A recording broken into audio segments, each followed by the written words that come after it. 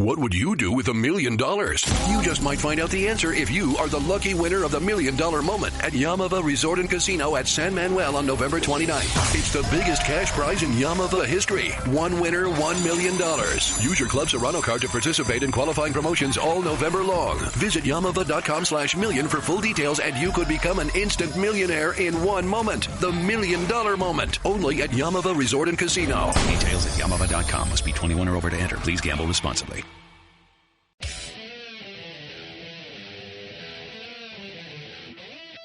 It's the Red Zone on Cards Radio 790 KRD, fueled by Thornton's. Holy crap, I don't know who the hell we think we are. My wife can score more than 2 buckets on 11 shots. The kids are playing their tail off, and the coaches are screwing it up. Go play intramurals, brother. Go play intramurals. They're supposed to be mature adults, but they're really not. Who's the kid here? Who's the kid here? Are you kidding me? Now here's your host, Nick Coffey.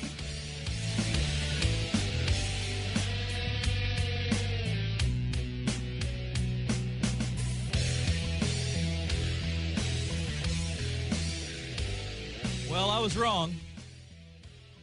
Not the first time, and certainly won't be the last, but I was wrong. I thought that by now, Wednesday morning, 7:05, we would have some closure. Maybe not closure, but just we know something. We've now had 2 consecutive days of board meetings at Grawemeyer Hall. On Monday, we had a Board of Trustees meeting, and they took no action. And then a day later, yesterday, at 9 o'clock, during this show, the EULA board, the University of Louisville Athletic Association board, met and, again, had an executive session discussion but took no action. So now we have a third straight day at 4 o'clock today. There'll be another Board of Trustees meeting, and who knows what the hell is going to happen. So here we are. Still no real clue on what the future holds for Louisville athletics. That's, of course, a loaded statement. We don't know what the future holds in a variety of ways, but the athletic director spot. Vince Tyree, of course, if you've listened to this show at least for a second or two in the last couple of days, that has been the big thing we've been covering. We are on Tyree watch, as he is still believed to be the top candidate at Florida State. And I was listening to some Florida State radio yesterday. And by the way, Matt, I want to give you some props. Your bump music it doesn't compare to others. I mean, you've got unique, not generic music that plays before breaks. I listened to like an hour of Tallahassee radio yesterday while I was working out, and those guys did a good job. I'm not taking shots, but I don't envy their production because I mean they're just playing the generic stuff, like stuff you hear on the radio, generic pop music, where we have a soundtrack here in the Red Zone. Like songs that you hear and you don't really know them, but you know them on this show. You know if you ever do hear them, you're like, okay, I've heard that. Anyways, when listening to Tallahassee Sports Radio yesterday, it sounds like there were a lot of candidates for this job down in Tallahassee for the athletic director spot. Maybe not a lot, but at least a handful. Like they knew, those covering the situation knew of a bunch of names that were in the running, and those people have made it clear they've been told that the search is over. They have their guy, and it's Vince Tyree. So the holdup here is getting things cleared with U of L, and they've yet to do that. And I don't really know what the hiccup is. I mean, just because they haven't actually voted on anything in these meetings doesn't mean they're not. I mean, clearly they're discussing it. But I'm going to wait until we actually get some kind of decision and or news here before I just speculate that it'll happen today, because I've been wrong the last couple of days. All right, welcome in. Good morning. Happy hump day. You are in the Red Zone here on Cards Radio 790 KRD. We are fueled by Thornton's. Thank you guys so much for hanging out with us. Whatever it is you're doing on a Wednesday morning, maybe you're just getting up, getting ready for work. Maybe you're already at work. I don't know what you're doing. But if you're with us, we certainly appreciate it. Take us with you wherever you go with the iHeartRadio app. You can also listen live at 790krd.com. And we're taking you up until 10 o'clock. My name is Nick Coffey. I hope you knew that. If not, my ego's not hurt. But nice to meet you. The marvelous Matt Allen alongside, riding shotgun this morning. And I had a nice dose of karma this morning. Maybe it's not karma necessarily, but I guess I'm just a hypocrite. That's probably the best way to describe the situation. So Tony Cruz, he's not here today. He's homesick, and I hope Tony gets better. But myself, Will Clark, and Tony Vanetti have been giving Tony Cruz a hard time the last couple of days because you can visibly see that he is sick, and he keeps coming to work. And you can hear him on the radio. not to say that his performance is off, but like I've listened to Tony the last 2 days, and each day he sounded worse. Like he's clearly sick, and he kept coming to work. And I think when we had a global pandemic and, restrictions and just being careful, that sort of changed how we view people that work while sick. I feel like in a previous life, pre-pandemic, it was, man, what a trooper. They're out there really, despite not feeling well, they're Michael Jordan flu gaming it. And now it's like, no, you are sick, stay the hell away. Don't come to work. That's selfish. So Tony has decided to not be selfish, and I guess he really is sick because he's out today. And now here I am. I'm not sick, but we went to Gatlinburg, Smoky Mountains last weekend. That's why I was not here Friday. A family trip to celebrate my mother's birthday. There was, I think, 10 of us total, including the little ones, my 2 kiddos and then my nephew. And of the 10 people, 6 have come down with not anything COVID-related, nothing feverish, but I guess what you'd call like a stomach bug. And it hit me today, and yet I'm here. So I'm going to stay in this room as best I can. I'm certainly not going to walk in and contaminate the Matt cave because that would be disrespectful. I care too much about Matt to do that. But, I'm not feeling great. And if we have like a quick segment this morning, which I don't think we will. I think I'm good. I think once we get rolling and I just get to yapping like I'm doing right now, it's a mental thing. I won't think about it, therefore I won't actually get sick. But if, in fact, there is a quick segment and we got to bail, we're not leaving for good. I just have to go, take care of business if you know what I'm saying. All right, Matt, did you get any snow out your way? Any snow on the ground on the way in this morning? I guess not. I had no idea. I didn't know. Same here. That question surprised me. Yeah, so yes, well, fake news. Fake news by Will Clark of HAS. I'm in the shower. I've got HAS popped up on the iHeartRadio app. Oh, and he's talking about conditions outside. 2-hour delay in southern Indiana. 64 is a mess. Downtown is crazy. So I'm thinking, okay, what are we working with here? And then he later mentions the dusting of snow has caused issues, and I go outside, nothing. I get all the way. I'm coming from Bullitt County, so keep in mind I'm south of Louisville just a little bit. But I get all the way to the Watterson, nothing. Now, apparently, I don't know where it ended, but downtown Louisville did get hit with some snow because I've seen some streets. So, like, downtown apparently is a mess, and it's just because it's a dusting of snow and there's some slick spots. It did get really cold. But as someone who likes snow, I felt like I was teased, and it wasn't fair because I got nothing. And by the way, it's going to be warm later, so it's probably all melted by now anyway. But just listening to and Joe Elliott, who's filling in for Tony this morning, Joe doesn't come in the studio. He does it from home. So he hasn't left the house. So I'm blaming Will Clark, who, by the way, Will's going to join us coming up at 7:30 to give us sort of an update on these meetings that are going on at U of L as far as how unusual is it for them to meet and not do anything? Because it sounds like there are some people from the Well Actually crowd that are saying, well, actually, it's not that uncommon for them to not vote yet. They're just discussing and getting set, which now they're set, assuming, because they've got 3 straight meetings. But anyways, Will Clark, if you're just listening to the 20 minutes that I was listening this morning, I'm thinking, well, here we go. We've got our first snowstorm of the year. Weather's going to be crazy. And from where I was at, it's all fake news, nothing. I guess it's more dealing with southern Indiana because I think like the Jeffersonville area, New Albany area, they're doing like a remote learning day. So I'm jealous of them. They got some snow, and we did not. All right, if you guys would like to be a part of the show today, I would have loved to hear from you. We've had a loaded text line, as you could expect, the last couple of weeks, just given everything that's going on. It's a busy, busy time of the year with the crossover. And then you add in this U of L football situation, what we thought was going to be maybe a potential Brom watch. Now we're on Tyree watch. So the text line's been loaded. I've tried to read every single one of them, and we'd love to keep hearing from you. 502-653-0790. That is the L&N Federal Credit Union text line. You can also get in touch on Twitter at The Card Connect and at 790KRD. And if you want to shoot me an email, you can do that too. Nick at 790KRD.com. That is the email address. All right, so again, we are fueled by Thornton's. It is cold out there. Stop in, get yourself a warm cup of coffee. Maybe you want to get yourself some breakfast. They've got options. The French toast sandwich, the different types of breakfast burritos. They've got the best donuts in town. So if you are hungry, you need breakfast, Thornton's has got you covered. You got a lot of different options there. So there's 40-plus locations in the Kentuckiana area. Stop by one of them today and become a Refreshing Rewards member if you have not already. All right, so I'm going to try not to focus specifically on the Vince Tyree situation for a third straight day, but it's going to still be, that's we got to play the hits, right? So with that said, I want to I guess, try to do a little – I don't want to do the same show I've been doing the last 2 days, especially the same opening segment I've done the last 2 days, but it still keeps coming up. And this is a question that I'm not sure we're ever really going to know the full truth to. I believe that. Now, some people think they know the truth and they have a certain opinion, and other people think they know the truth and it's a different opinion. I'm willing to tell you I don't know exactly what happened, but I just want to tell you guys what I think happened, what I believe happened when it comes to Vince Tyra last week in regards to the Satterfield/Brom saga. Because we're now back to the point where people are wanting you to think that Vince Tyra was never going to make any kind of decision. There was never any thought process of not bringing Scott Satterfield back for a fourth year. And I'm not here to tell you that that's not true, but I don't believe it necessarily was that cut and dry. I don't think there was a scenario where Vince never even once thought about making a change.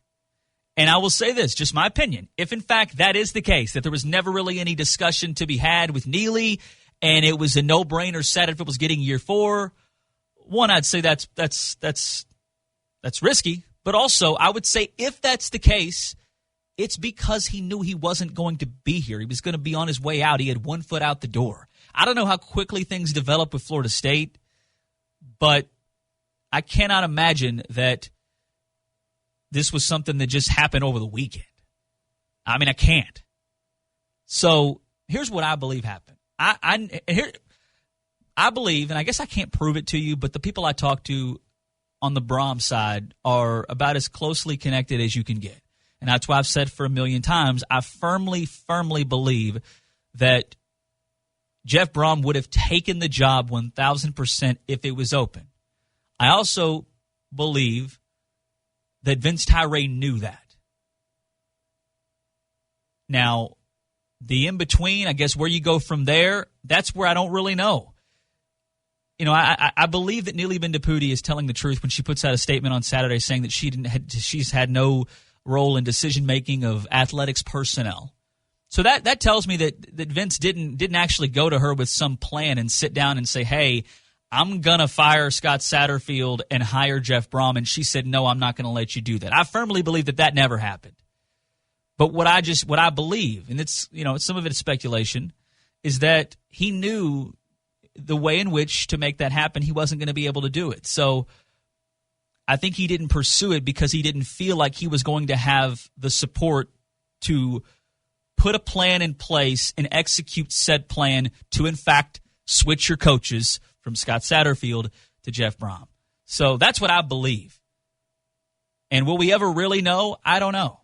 But I want to – those of you that are now of the belief that Vince was never even considering the Brom thing and never considering moving on from Satterfield, if that's the case, I choose to believe that it's simply because he had one foot out the door. And it would be irresponsible. It'd be a conflict of interest to be making decisions on personnel matters when you're about to go take the same job at a rival school within the same division of your conference. That's what I believe. Will we ever know the truth? I don't know.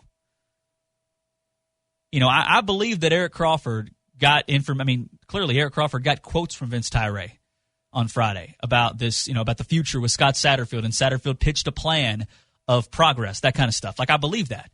But that wasn't the whole story. I don't think that Vince was sharing any news that he was about to leave, right? So I don't think anybody's lying. I just think we got to get in the mind of one Vincent Tyra to really know what was going on. And will we ever get that info? I don't know. So that's where we are. I also want to say this. I'm not one for you know, scooping news, because that's just not really my lane, and I don't have the connections and or resources to do that. That's just not really part of my you know, what I do. But I just feel like it's worth sharing this with you because I have a platform to do so, and I think we all know nobody really, like, who knows what's really going on. I don't know if there's anybody that truly feels like they are 1,000% confident that they know exactly what's going on, unless, of course, you're in these board meetings. And they're not letting anybody in these meetings to hear anything. In fact, Tim Sullivan, my man, is still fighting like hell and telling the Courier what they're doing is illegal. And the Courier is telling U of L what they're doing is illegal. And U of L seems to feel pretty content that they're not going to get in trouble and they don't need to let anybody in. But I have a hard time seeing my man Sully go 0 for 3. Monday, brought it up to him, challenged him, shot down. Yesterday, brought it up, challenged him, nearly shot him down and didn't answer any questions or provide any explanation. Just said, nope, done. Leave us alone. We're closing the door. You can't come in. You can't hear what's being said. I have a hard time seeing Sully go over 3 today. So we'll see what happens later this afternoon. So anyways, what I'm getting at is there's a booster, a U of L booster, that has posted on Facebook that what's going to happen with Vince Tyre is that he's actually going to get fired.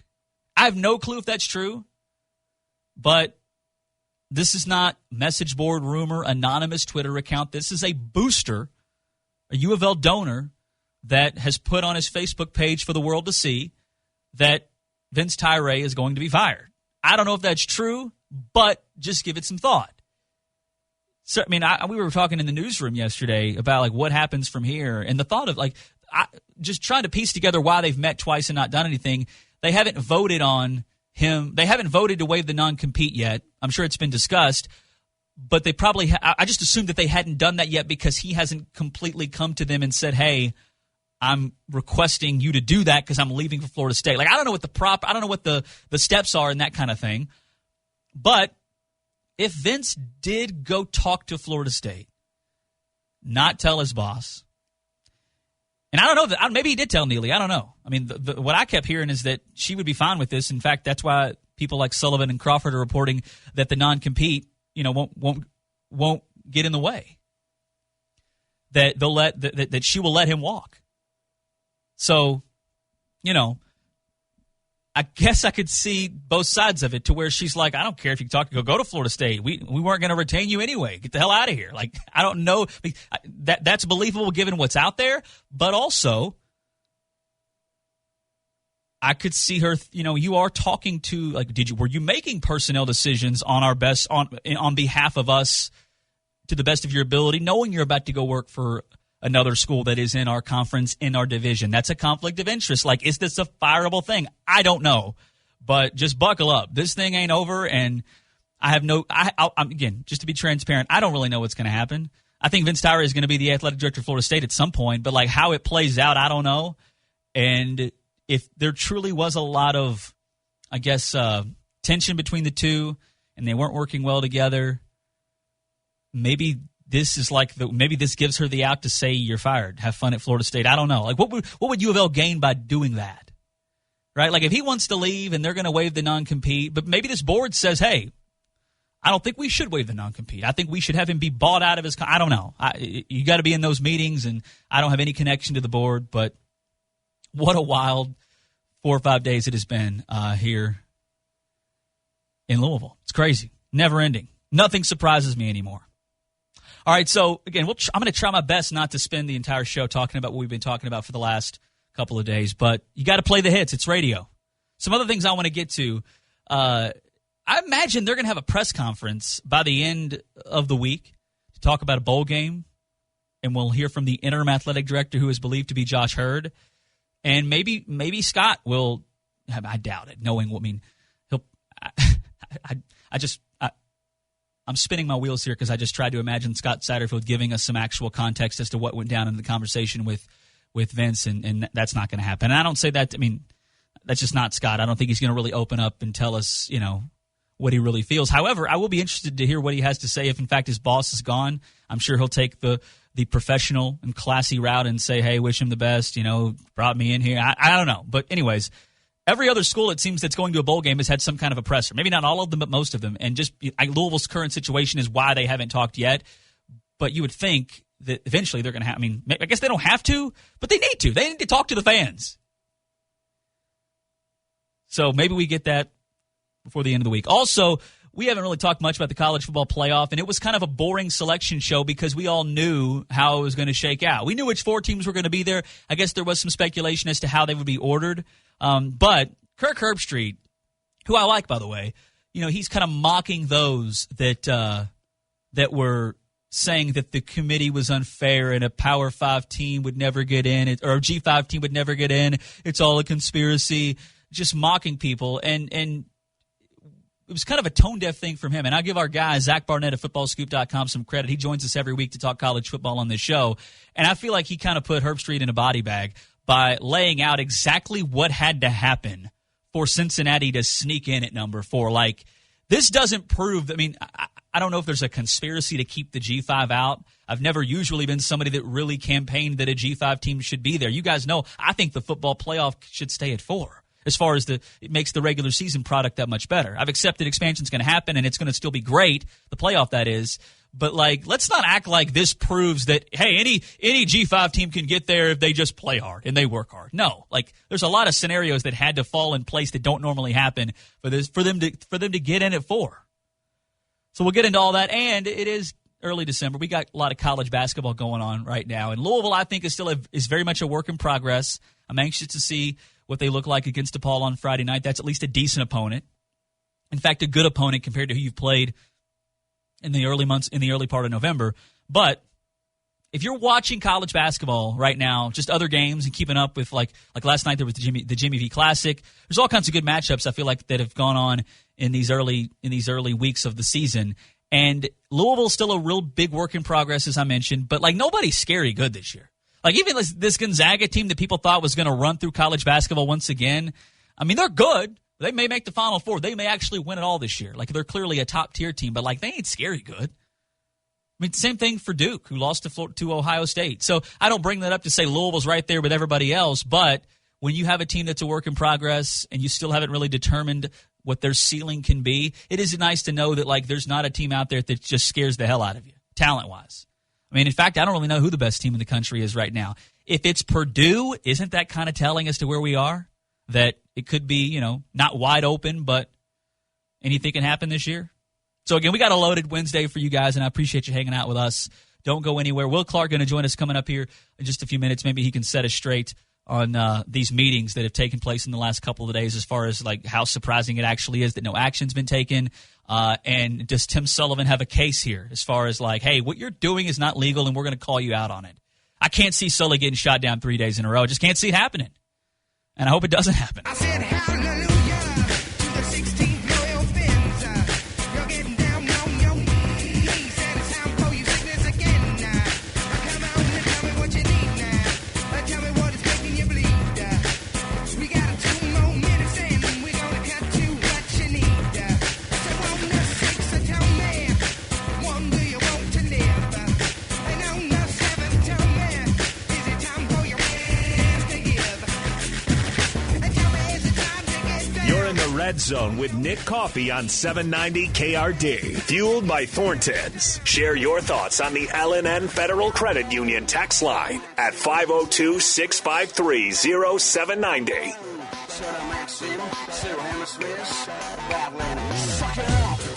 All right, so some people have asked this question over the last few days.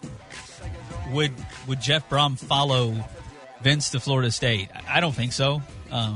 Jeff Brom just landed, I think, a 5-star recruit yesterday. So I'll go back to what I said weeks ago before the Jeff, because I never said that there was no chance Louisville would get Jeff Brom, but a lot changed last week whenever I talked to people that made it clear, yeah, I mean, he's content. He's not desperate to get out of Purdue. He's in a great situation.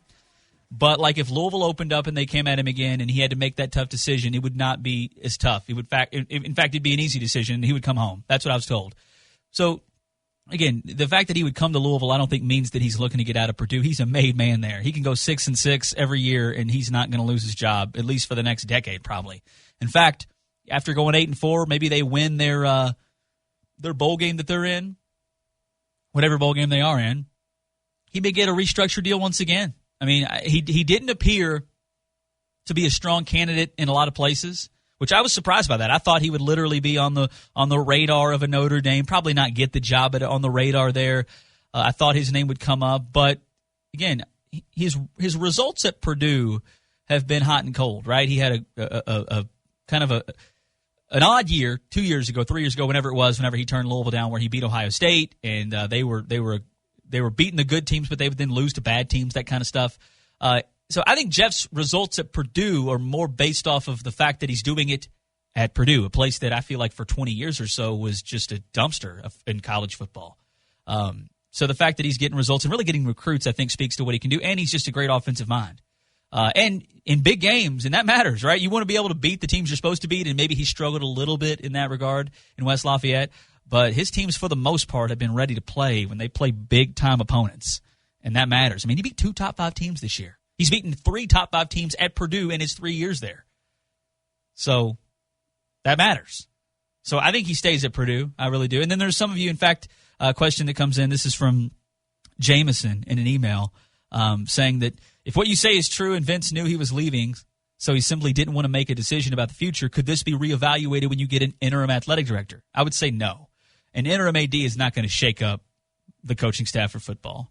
And I don't think that Neely Bendapudi wants to do that. I also don't think she would have said, no, you can't do it, Vince, but there would have been a specific process in that would have made it harder to get Jeff. That's what I'll say. So I think whoever the interim AD is, likely going to be Josh Hurd, which, by the way, I'm already hearing names of candidates that are out there that U of L is interested in, which I'm trying to get more information before I run with it. But there's one specific candidate. In fact, I talked to the guy yesterday that I know he wants the job, and there's connections here, but I don't know if it's hard for me to know at this point if the interest is mutual. And who knows? I mean, right now they're trying to figure out. I mean, I think they know Vince won't be around, but as far as what they're going to do for the future, I mean, they're going to have a full-on search. It's not going to be something that's quick. In fact, I talked to some coaches within U of L that said that they believe that the full-time AD will be hired like in early summer. So that's what I've been told. So to answer your question, I mean, look, Satterfield's going to be here for year 4. He is. And if you're somebody that's kind of out on that and just not happy and you don't want to go to games you're going to watch, but you just can't invest and buy tickets, I wish I had something that I could tell you to change your mind, but I really don't because I get it. I understand. However, if you're a fan, if you've just accepted that this is a miserable situation that cannot be improved, I mean, that's just a miserable way to go about it. Some people like to be miserable. I mean, I don't. I mean, I hope Satterfield has a big-time year next year because I'm a Louisville fan and I want to see Louisville do well. Now, will that mean he leaves? Maybe. I don't know. But what are you going to do? I mean, there are certain things as a fan you simply can't control, and it seems like this is one of them. You can control whether you want to spend money or not, and if you don't want to spend money because you don't support where the program is, that's your decision. That's your right. You can do that. All right, he has made his way into the studio. He is Will Clark of News Radio 840 WHAS. He stands 6'8". You've probably seen him in every press conference in town. He's gone viral for being the large man next to these celebrities when they're getting interviewed. What's the photo of you that made the most rounds on the internet, went viral? I remember seeing pictures of you after Rick Pitino was getting fired. I think that may have been it. Going down the stairs of Grawemeyer. I think I made the NBC Nightly News on that one. Yeah, you are a man who will. If there's news to be reported on, Will Clark's going to be on the scene. And you mentioned Grawemeyer Hall. How surprising is it that they have these 2 meetings and don't really make any kind of decision? They don't vote on anything. To somebody who doesn't follow this stuff closely, myself included, I'm thinking to myself, okay, what are we doing here? Why are you meeting if you're not going to do anything? But it sounds like this isn't that uncommon, right? No, and the more I think about it, because I know everybody that we're in a microwave culture. Everybody wants everything and they want it now. But you go back and you look at those Board of Trustees meetings and athletic board meetings when the Jurich and Pitino situation was being addressed.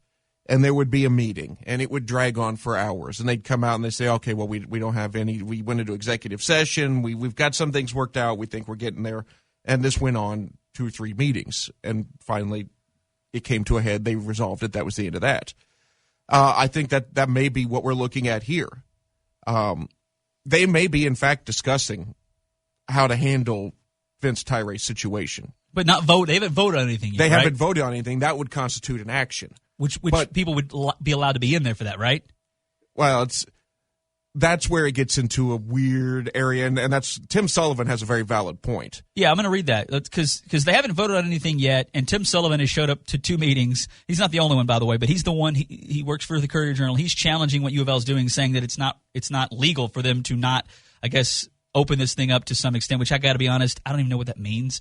But U of L, their board meetings, the CJ is claiming that they violate Kentucky's open meetings law unless they relate to hiring, firing, or discipline. And what Tim is claiming is that that he fails to see how Tyre's situation meets that criteria. Neely Bendapudi said, "Sorry about your luck, Tim," and didn't care to really explain. But he's been shut down the last 2 days, and it seems like most people, like you just said, like he has a valid claim. Yeah, because by all accounts on this story, and unless there's something there that we're all missing, he's clearly not being hired at Louisville because he's already employed there. It does not appear that the university is interested in firing him. So that within the last hour, that might explain something, because there's a booster, which I guess I could say his name, but I don't want to do that because he put it on his public Facebook page. I'll tell you who it is off the air. But a booster who I know you know, but I don't know if everybody else knows, who's put it on his public Facebook page that Vince Tyree is getting fired. And if that's the case, and I'm not saying it's true, but this is a booster. Yeah. If that's true, that would explain why they're not letting him in, right? Yeah. If it's a genuine university is firing for or for not cause, whatever the case may be, a firing's a firing, then it meets the standard of hiring, firing, or discipline. Now, I don't think he's being disciplined for anything. Well, see, maybe he could be getting – the only thing I could think of, and this would be a real big stretch to have a closed meeting, is that maybe they aren't thrilled with the way that the contact with Florida State happened, if there was any. I think that's obvious. I mean, you said it's a big stretch. I really don't. I mean, I could see – because we're just made to believe that she's fine with him leaving and doesn't want to keep him anyway, that's to me that's kind of surprising that they're fighting it, but – he's talking to another. I mean, if he didn't tell her, and I don't know if he did or not, but if he didn't tell her he was going to talk to Florida State, he's been pursuing this gig. This is a conference foe, a school that's in your own division. I mean, that's a conflict of interest. He has a non-compete for a reason. I feel like this could be fireable. Well, and that's what I'm not saying they should or they will, but the fact that they've not opened up anything like that this may explain it, that they're at least having a conversation about maybe do we fire him. And that's what I'm saying, is I don't think it's a disciplinary issue. Yeah. I think it's one of two things. Either they're discussing what it would look like to handle the non-compete. And if you could do that without having a vote, and if that's the case, then Tim Sullivan's got some fire to his smoke. Is he going 0 for 3? I think he does. Because you think today, he goes 0 for 3? Because today they put the word litigation in there. Yeah. And now you can discuss litigation in there. Because that's... They do that all the time. And that's 9 times out of 10, it's something entirely unrelated to athletics, some sort of legal issue, and they go in there and handle it. And it doesn't usually get the time of day, but it's athletics, so now the whole world's going to sit there and watch it. But if he's getting fired, in the sense that there's going to be an actionable termination, because I don't see him being disciplined at this point. I don't see Dr. Bendapudi giving him a reprimand. Well, you talk to another conference school. She knows he wants to leave anyway. Yeah. I think she's going to say, look. This is an exit strategy for Vince. Yeah, and I think that she's going to look at it and go, look, your contract clearly says if you tried to go to another school within the ACC, we're not cool with that. You knew it was in your contract. You signed it. That's a breach of contract. The door's that way. And I could see that being what they're discussing. Yeah. It's a mess. So EULA board meeting yesterday. Monday we had an actual board of trustees meeting. The meeting at 4 o'clock today at Grawemeyer is also this is a board meeting. This is a full board of trustees. Gotcha. Yeah. So, I started the show by saying I was wrong. I thought we'd have something by now. We don't. I guess we'll. We do. We just have a growing pile of questions. That's right. That's right. And you've been over there many times over the years, and some were willing to talk after these things. Some were not. I remember David Grissom always running the other way. Vince was somebody who would talk if need be. Do we expect to hear something today? If in fact we find out today that they've taken some kind of action, will Neely talk? If there is in fact action, if not Neely, someone from the board will probably talk, because then they will come out of executive session and they will issue and we've heard it. It's just the statement has been we went into executive session, no action was taken. Is there a motion to adjourn? And then that's it. If there's action taken, they'll say what it is, and then at that point, that becomes an open record situation, and then you could talk about it then, or you can wait 3 days when the open records requests come in. Either way, you're going to talk about it. One more for you, Will. What can you tell us about Josh Hurt? He's believed to be the guy that will step in on the interim basis once this thing gets resolved. I have had a few interactions with him. He was, at least in his first stint, he was the go-to guy when Louisville was doing bids for NCAA tournaments, when the basketball, the first and second rounds. I think he was involved with one of the regionals at the Yum Center as well. But he was the point guy there. He ran those very well from my point of view. As far as I know. He's highly respected within U of L, that's for sure. I haven't heard anybody say anything about him that would raise any red flags. Yeah. I think the only concern that I would have is, does he want to inherit the athletic department in Long the term. midst of chaos? Yeah, that's tough. That's a good point. Does he want to take it out of this storm, and if so, does he want to do it long term? He's also the guy that you heard on the other side of the Dino Gaudio audio. Yes, I believe he was the one that was Dino? suggesting calling the police. Dino, Yeah. we want to talk to you, Dino. You made some allegations. So that's if you couldn't spot him out of a crowd, maybe you would recognize his voice. But by all accounts, anybody I know at U of L has only spoken very highly of Josh. But you make a good point. Not exactly an attractive mess to take over at this time. And at this point, the silence from both Dr. Bendaputi and Vince Tyree is deafening. Absolutely. Will, you're the man. Thank you. Appreciate it.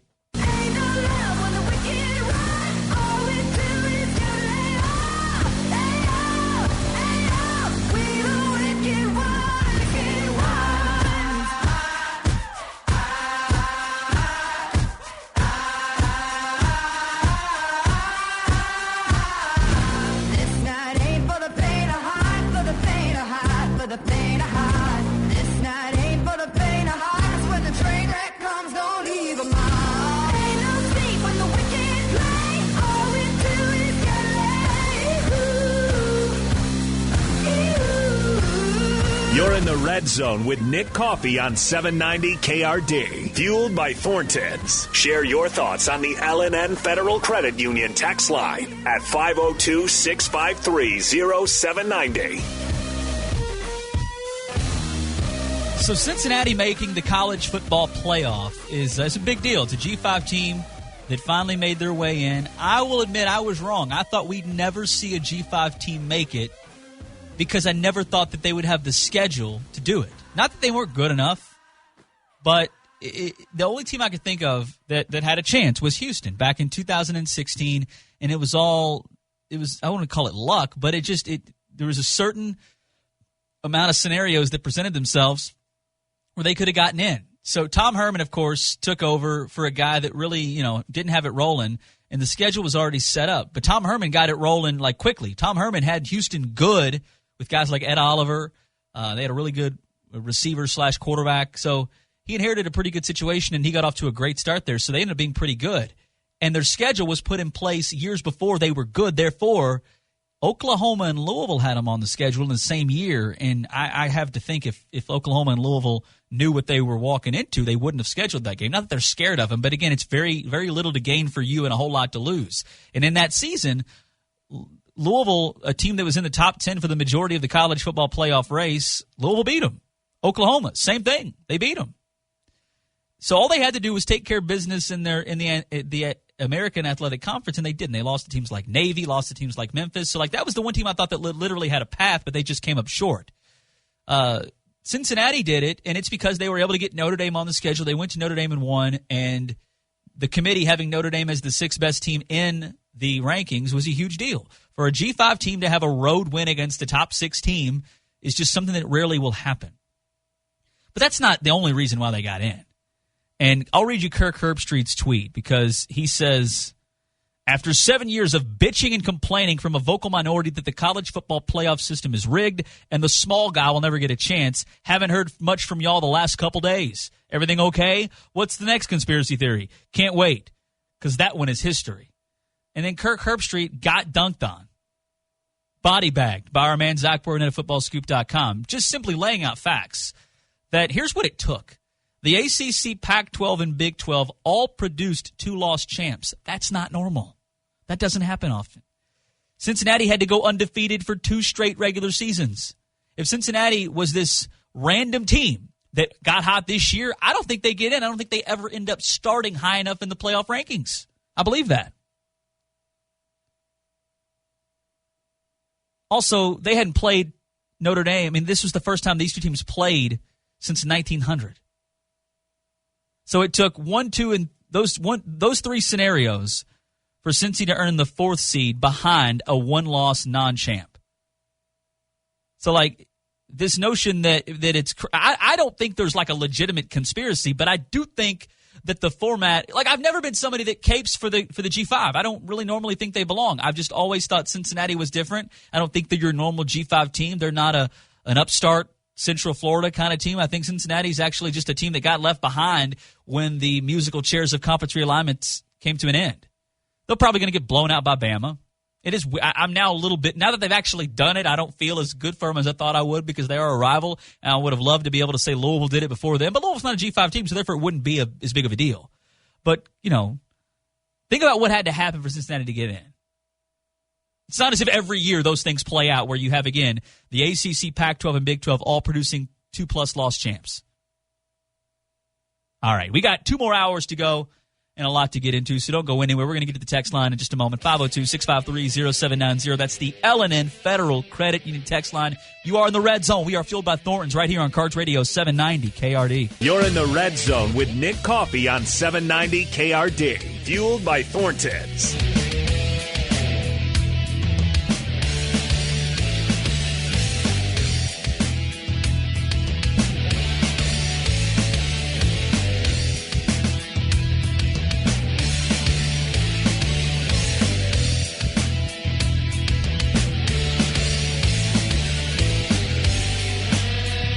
It is day 3 of Tirade Watch here on Cards Radio 790 KRD as we wait. If you are just now joining us, if you have not been with us throughout the week and you may be living under a rock, well, I shouldn't say that. You may have lives. You may have important things to do and, responsibilities to where you haven't been able to keep up with the news. But I assume most of you at least are aware of the current situation, and that is that U of L Athletic Director Vince Tyree is expected to be the next athletic director at Florida State, but there appears to be some kind of a hiccup in that becoming official, and it seems to be due to his current situation with his current employer, which is the University of Louisville. So I was wrong. I thought by now this would be not completely resolved because this is, of course, a process. When you move on from an AD or an AD moves on from you, you don't just randomly hire somebody out of nowhere. There's going to be an interim athletic director, and then, of course, there'll be an extensive search, and who knows, it might be by summer when we find out who the next full-time athletic director is. In fact, I was told yesterday that some coaches have been informed that that's the case, that the full-time hire will likely not happen anytime super soon. So yesterday's meeting ended right as the show ended, and, of course, we got there was no action taken, so 2 straight days with 2 meetings. One is a Board of Trustees meeting Monday, no action taken. Same thing yesterday morning, no action taken.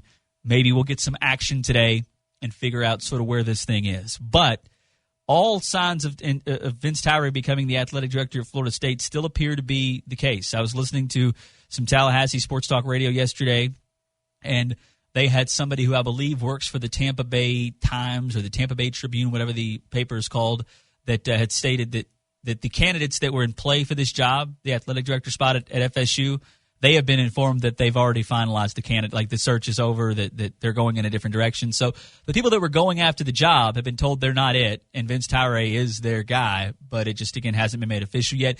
Vince is not a dumb guy. He knows what's in his contract. He knows there's a non-compete there. So I'm assuming he let Florida State know that, hey, we're going to have to kind of wiggle our way out of this. I would love to be your next AD. I mean, he clearly hadn't told them no yet, right? But that he'd love to be your next AD. However, I've got to, we got to get me out of this contract that I'm in.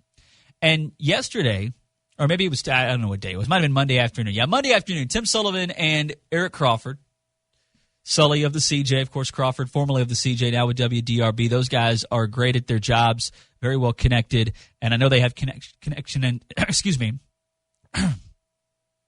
sorry, I know they have connections on with this board. And they both reported that there's no signs that Neely Bendapudi is going to get in the way and try to hold Vince Tyree up with this non-compete, that she will likely waive it. So maybe they talked about that yesterday, but that seems to be something that maybe they would be required to open up to the public or open, the open meeting laws. That's where that comes in. So here's where we are. Tim Sullivan, for the second straight day, continued to tell U of L that what they're doing essentially is not legal. And I'll read directly from the tweet here. University of Louisville closing board meetings on personnel matters violates Kentucky's open meetings law unless they relate to hiring, firing, or discipline. Fail to see how AD Vince Tyree's situation meets that criteria. U of L President Neely Bendapudi declined to explain. So everybody seems to agree that if this is just simply a conversation about letting Vince out of his non-compete, then this should be an open meeting, and they shouldn't be able to close it. However, there is a booster/donor that has gone to Facebook on his own personal Facebook page. It's for the world to see, that has said that Vince Tyra is going to be fired, which nobody knows what the hell's going on unless you're in those meetings, right? I don't know if that's true, but again, this is coming from somebody that is a donor to U of L that is saying this publicly on his Facebook profile. So, it's not like this isn't a message board rumor. This isn't somebody on an anonymous Twitter account. This is somebody with a name that if I said it, you'd likely know who it was. I don't feel comfortable saying it because I don't, I guess I could, but I just am not going to do it. But that would explain why they haven't opened it up, because they're talking about firing Vince Tyra, which seems kind of crazy, but maybe, and I'm not even saying they should. Trust me, I like Vince Tyra. I'm not happy that he's leaving. But the thought process of how you could get here to where they're discussing potentially firing him, the only thing I could think of was that maybe he talked to Florida State without letting his boss know, and his contract keep in mind, this is a conflict of interest. There's a reason he has a non-compete clause. So maybe even before requesting to get out of a non-compete, he's already talking to a competitor, and that can be frowned upon. Does that give you cause to fire somebody? Maybe it does. I don't really know. I have a non-compete with my current job, but I've never been in a position where I've had to, pay attention to it. So that's where we are. And the meeting today is at 4 o'clock. It is a Board of Trustees meeting, and I'll just wait until we get some kind of action before we assume that it's going to happen, because so far this week, no action taken. All right, it's hour number 2. You are in the red zone. We are fueled by Thornton's, and this is Cards Radio 790 KRD. Thank you so much for hanging out with us. My name's Nick Coffey. If you didn't know that, my ego's not hurt, but it's nice to meet you. Happy to have you. The marvelous Matt Allen, you knew who that was. Of course you did. He's with us riding shotgun as we take you up until 10 o'clock. And if you need some breakfast this morning, it's still early. It's still cold outside. Stop at one of the 40-plus locations for Thornton's in the Kentuckiana area. If you are in the Kentuckiana region, there's likely one near you. Stop by today. A lot of folks have certain things that they need to start their day. I don't know what it is. I guess there's a chance that whatever it is you need, Thornton's may not have it. But if it's breakfast, they've got options. If it's a cup of coffee, maybe iced coffee, that's your thing, they've got it. You want an energy drink, you want a fountain drink with the famous Nugget Ice, Thornton's has got you covered. And become a Refreshing Rewards member if you have not already. Also, I think it was like 31 degrees this morning, super cold outside. So therefore, you probably had the heat cranked up in your house last night. I know I did. I've got a pattern. So I wake up in the morning, and I keep the house kind of cool at night because I like to be cool when I sleep. So it's usually pretty cold when I wake up, maybe like 65, 66, sometimes even colder than that. And then, I'm cold. So I also don't want the kiddos to wake up cold. So I turn the heat up to about 68, 69. And, of course, by the time I get out of the shower, the house is all nice and toasty. The heat is ready for a long, cold winter because I've got the folks at the DFH company looking out for me. Right? Like, I'm not somebody that, has to worry about my unit just completely crapping out. I guess it could happen. Anything could happen. But I trust the folks at DFH when they tell me, hey, no, you're good to go. And you can trust them too. And that is something that is super valuable when it comes to temperature control services, right? Like, there are people that will come to your house and tell you need something replaced when you don't. And if you're not an expert, like I'm not, you don't know what to believe. Trust me, you can trust the DFH company. The Hickaban family has been around a long time, taking care of customers, providing great service. You do not establish the relationship that they have established without taking care of people. So right now, if you in fact do need to get a new unit, which, if that's the case, sorry, I know nobody looks forward to that. But just know you got 18 months special financing with DFH. When you buy a qualifying Train HVAC system, it's hard to stop a train. So it's not just 18 months special financing. You also get a 10-year parts and labor warranty when you buy that Train system. So keep them in mind if you ever do need to get something replaced. But even if you just feel like, hey, it's not performing the way it needs to, it's making a noise, they'll come out, they'll take a look at it, they're going to shoot you straight. They're not going to tell. Maybe it's just a part you need to get replaced. Whatever it may be, they will be honest with you. You can trust them. I trust them. It's the DFH Company. Check them out online, dfhcompany.com, or give them a call, 502-968-6222. All right, so we've talked about this each of the last 3 days, and if you guys weren't with us in the 7 o'clock hour, I just wanted to kind of reset and kind of tell you where I'm at with the whole, like, what played out last week. This is not necessarily about what's going to happen with Vince Tyree, but now that we know what's going on with Vince Tyree, I just want to tell you what I believe happened last week as far as decisions made or decisions not made about the future of Louisville football. So, and this, of course, involves Jeff Brom. So there's some people that want you to think that there's just no scenario where he was ever going to move on from Scott Satterfield. And that this notion that there was like this plan to get rid of Satterfield and he met with Neely and she turned him down, people think you're ridiculous if you believe that. I don't think that he ever met with her and said, here's what I'm going to do, and she said no. I think he knew that the plan he needed to execute would not be supported, so it never really got there. So she can be truthful in saying that she did not have any decision made. She did not get involved in personnel matters, that kind of stuff. Like, I think her statement Saturday was probably one that's safe. She's not lying necessarily. So I know that the Brom family, I keep saying the Brom family like they're all coaches. They're not all coaches. There's a few of them. I mean, you got Greg on staff, of course, Brian on staff, but Jeff Brom's side of this thing let Vince Tyree know that he would come to Louisville. I feel very confident in telling you that Vince Tyree knew that if the job was open, he could hire Jeff Brom. But the job didn't open. And I think Vince probably would have pulled the trigger on Brom if he knew he could execute the plan the way it needed to happen, but he couldn't. So, you know, the year 4 of Satterfield, like, there's a chance that Vince really is all in and thinks that this will be a big-time payoff. This is an investment he made. He brought Satterfield in. So far, you haven't got a whole lot of return on your investment. Some will tell you, hey, year 4 is the year. Maybe that is the case. I'm not here to tell you that's not that can't happen. But like, it would make sense that Vince would be all in on his guy. I don't know. But also, I think what makes sense is that he's not going to shake things up if he already has one foot out the door. So, did Neely Bendapudi meet with Vince Tyree and say, hey, I know you want to hire Jeff Brom, you can't do it? No.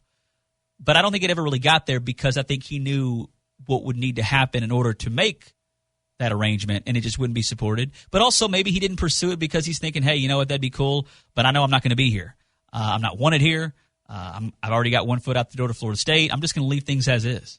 And that to me, that makes a ton of sense. It really does. All right, 502-653-0790. That's the L&N Federal Credit Union text line. We'd love to hear from you.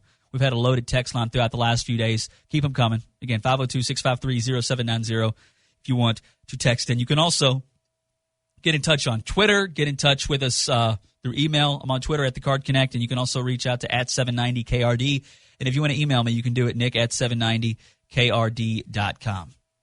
All right, so this email comes in from Dennis. It says, Mac needs to answer for having Gabe Wisnitzer be the first guy off the bench at NC State. Neither Big East or Mac know what the hell they're doing at the backup 5, and it's going to cost us. Yeah, I felt bad for Gabe Wisnitzer on Saturday against NC State because I don't feel like he should have been in the game. I don't know why he was the first sub off the bench. Gabe can be a spot player. He works hard. He's physical. But, like, to me, and this is just my opinion, it's going to sound personal. I don't mean to be mean. But, like, if Gabe Wisnitzer's ever a key component to your front court in the ACC, I think that's not a good thing. That's what I believe. And maybe he gets a lot better. But, like, Gabe Wisnitzer played last year because you had to play him. You really didn't have any options. And that's not the case this year. You've got Roosevelt Wheeler. You've got Sidney Curry. I mean, I don't know what the hell's going on with J.J. Traynor, but you could put him at the 5. He's certainly not bulky, but you played him last year at the 5 at times. And again, that was also out of necessity, but I thought he showed some signs of upside. So, you know, I'm not saying never play Gabe, but in the second half, when they made that run, NC State did, I mean, him having to switch and guard the quick athletes that Kevin Keats had, I mean, they had Gabe on skates out there. And it was kind of, I mean, I felt bad for him. But Chris Mack clearly playing him probably, I mean, I don't know if it's a discipline thing or what, but the inconsistent minutes for some of these guys, just, like, I get it. You absolutely have to hold guys accountable in practice, and how you practice will determine how many minutes you get. Like, that's That's how this staff operates. I get it, but at the same point in time, you got to win too. And if Louisville would have lost that game, I wouldn't have came on the radio and said blame it on Gabe Wisnitzer, but I would have said him being in there and getting the minutes that he got was a factor, and that's on the coaching staff. Yeah, Gabe played. I mean, he played 9 minutes, so it's not like he played a ton of minutes. But, and this is going to sound mean, but I feel like 9 minutes was maybe 7 minutes too long. Like, to me, he's a spot guy. I don't know what's going on with and look, Sidney Curry, I get it. He's a big guy, and if you're playing, like, there's times where he could maybe not fit with the way the game's being played, style, that kind of stuff. But he's just big. I don't feel like he's a liability in most situations. Like, why couldn't he have played against NC State? And if he's out there and he's fouling like crazy and he's a mess, take him out. But like the fact that Sidney Curry didn't get off the bench, to me, has to be something that it tells me that he's not practicing or he's not in the shape that Mac wants him to be in. I'm sure there's something to that too. So I hate to pick on Gabe. I like Gabe, but I don't know if he's the right. I mean, Roosevelt Wheeler did play 2 minutes, and clearly he didn't do what was needed of him because he didn't get back in after those 2 minutes. But they definitely need to figure out something at the backup five because it's been a roller coaster all year. You had Sidney Curry as your starter in the opener. Then he didn't play like 2 straight games. Roosevelt Wheeler has not started, but he got some action in the Bahamas, and then since then played a little bit against Michigan State, and really, again, played just 2 minutes in the next game against NC State. So I can't tell you I know what the plan is, but I don't think Gabe being the first guy off the bench is ideal. But that's just me. I'm not the one making $4 million to coach this team, and I'm not in practice either. So maybe there's an obvious reason why Gabe is getting the minutes over those other 2 guys. Now, sticking with basketball, when I watch college basketball every night, essentially, because I love college basketball, there's clearly good teams that I think have some separation between the rest of the country. But I think right now it's playing out as we sort of get to the ending of there's still going to be some non-conference games being played. But what I'm getting at is you're starting to get, teams have likely played close to 10 games now, and there's good teams. Let me be clear about that. But like anybody can be beat. Like this Gonzaga team that people acted like was going to once again maybe run the table and get to the Final Four.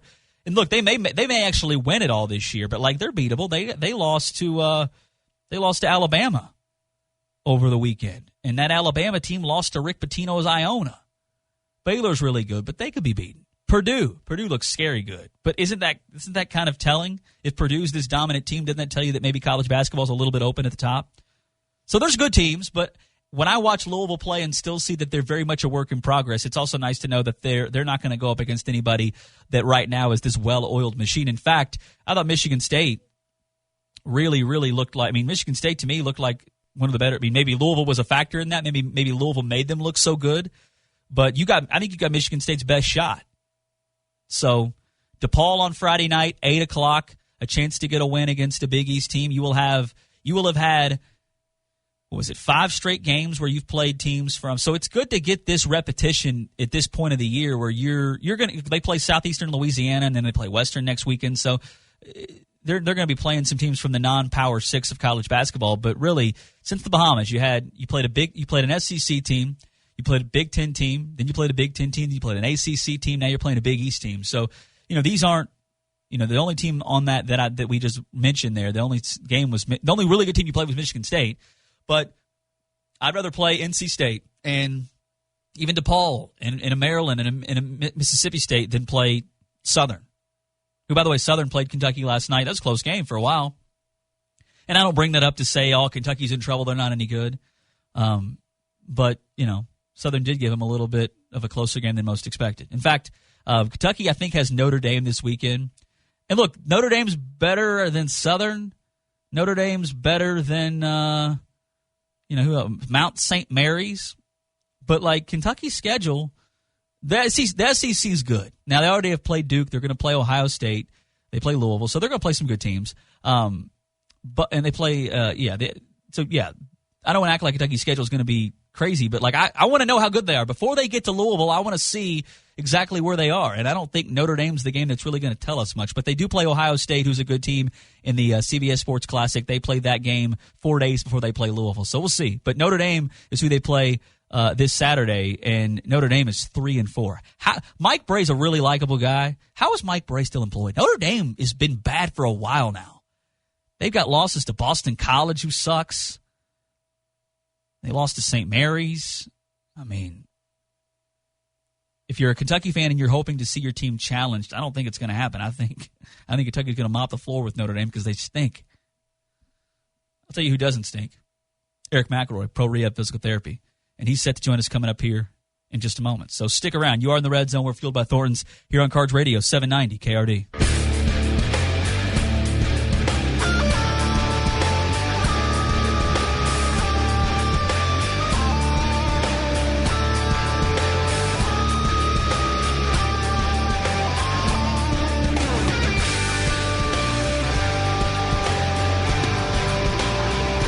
You're in the Red Zone with Nick Coffey on 790 KRD. Fueled by Thornton's. Share your thoughts on the L&N Federal Credit Union text line at 502-653-0790.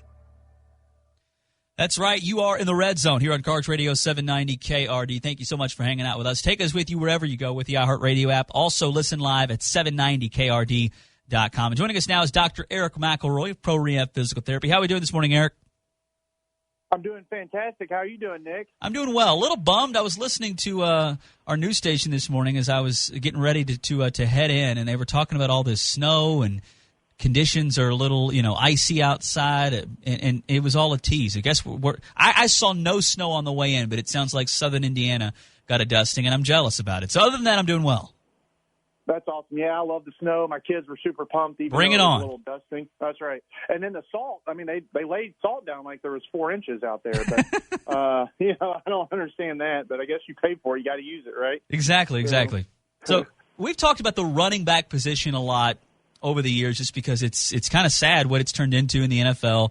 And with college, what I wanted to ask you about this morning is college football now, in college athletics in general, now athletes can make money off their name, image, and likeness, these NIL deals. And I read something yesterday that talked about how moving forward, unless you are the rare running back that just looks like, hey, it's a no-brainer, you're going to be a top 10 pick. And even if you don't have a long shelf life, you can make a ton of money because you're signed to this big deal and you can really cash in. But that's rare nowadays. I mean, it wouldn't be – I feel like each year there's fewer running backs that are in that kind of position. It's teams waiting to say, hey, we'll go – Javian Hawkins, for example – I mean, he was a guy that I thought would for sure be drafted, but hey, team said, hey, we can go sign him as a free agent. So what I'm getting at is, would you think it makes sense for some of these running backs to over the years say, hey, look, I can actually make more money playing 4 years at Bama or at Georgia? Like that's just something I hadn't really thought about, but given the short shelf life they have, I mean, I think it makes sense.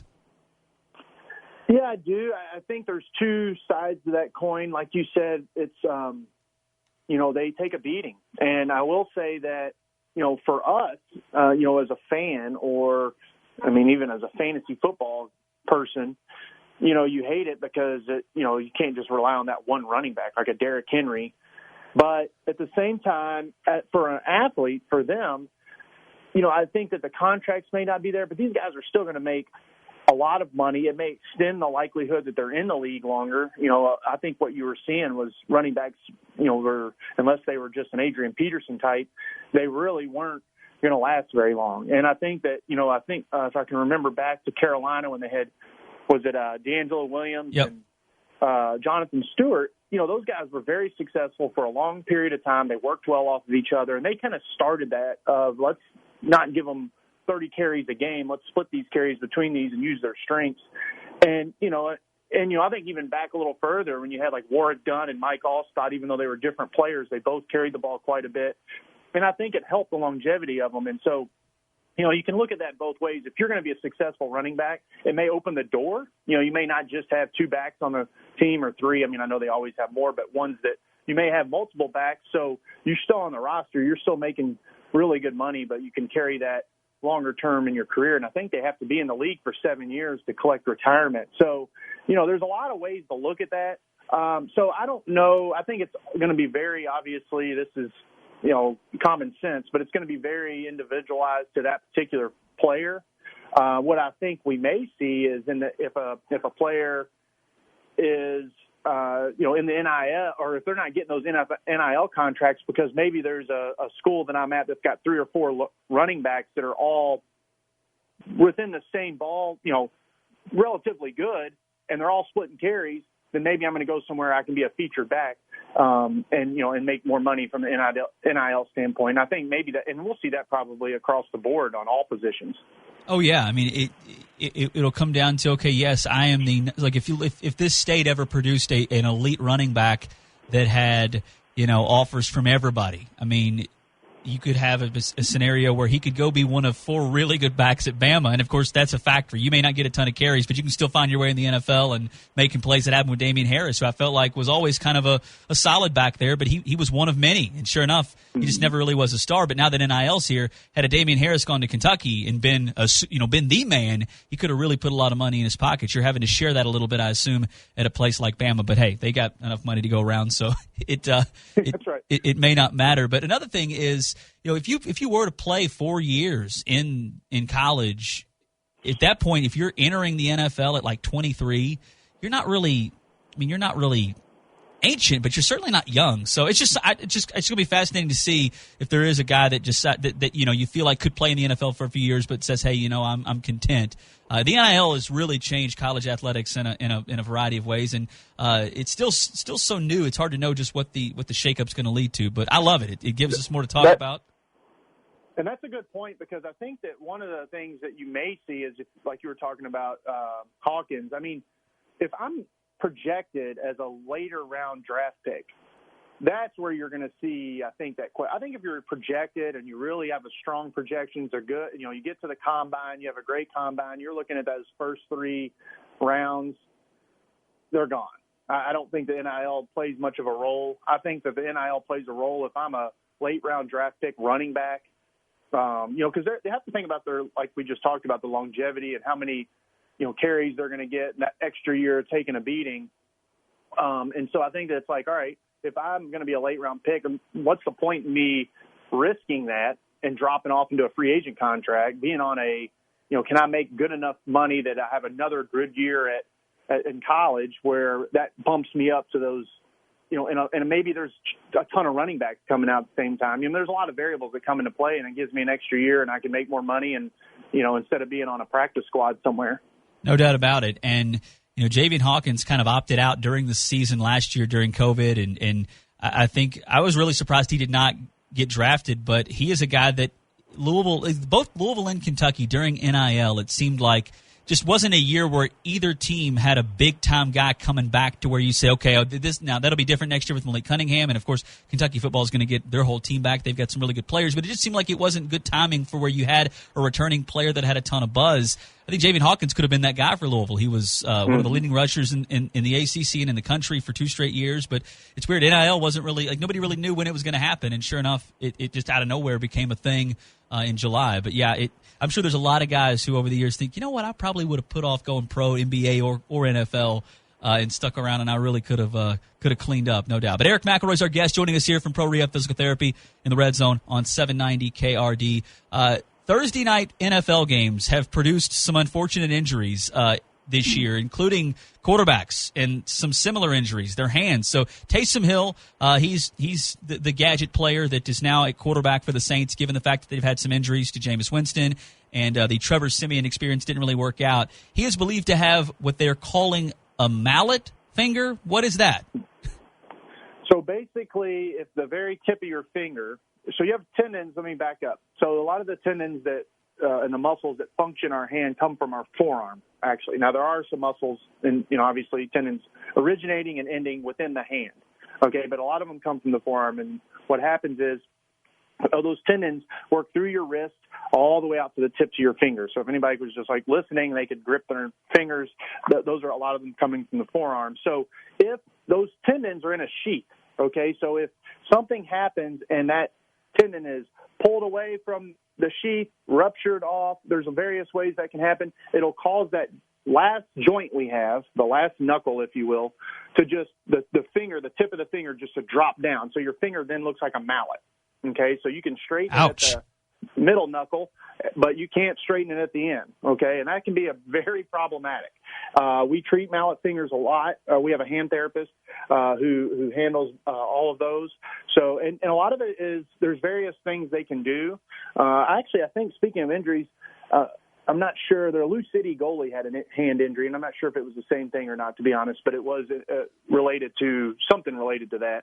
I can't think off the top of my head, but sorry to get sidetracked there. But anyways, a lot of times they can correct that by splinting it for a while and keeping it straight. But you have to be very compliant with that. Otherwise, it won't be successful. And then in some cases, they have to go in and operate. So, but yeah, it can be a problem, and especially for a quarterback. And I know he's not like your typical quarterback, but if he's going to play, he's going to have to throw. And if it's on his throwing hand, that can be very problematic. Yeah, I can't. They've had some terrible luck with quarterback injuries this year, and especially given it's their first year post Drew Brees. So, it sounds like they're going to have to go back to Trevor Siemian, which is wild. I mean, he didn't do well when he got the start, but when he came in for Jameis against Tom Brady, he performed some magic, and that's just a sentence I never thought I would say.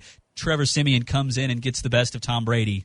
It happened, believe it or not. It's crazy stuff. All right, so Zion Williamson has been out for a while. He has a fractured foot. Apparently, he had a setback. There's no return date set just yet, and people have there's so many opinions out there about Zion's situation, and most attribute his health issues to his weight. And I know we've talked about it before, especially when he was coming out of the college ranks. But I mean, I can't look at the guy like other people claim to and say, "Oh man, he's put on more weight." I mean, he's always looked like a big, thick, solid guy, but. I mean, when you hear about it, I'm not even sure what his weight is at this point, but like what just overview here, big picture, when you look at a guy that plays the way he does, I know you watched him play at Duke and early on in the NBA, do you believe his weight is a real concern? Because some people seem to think it's a scary situation, and others say, hey, not that big a deal, no need to worry just yet.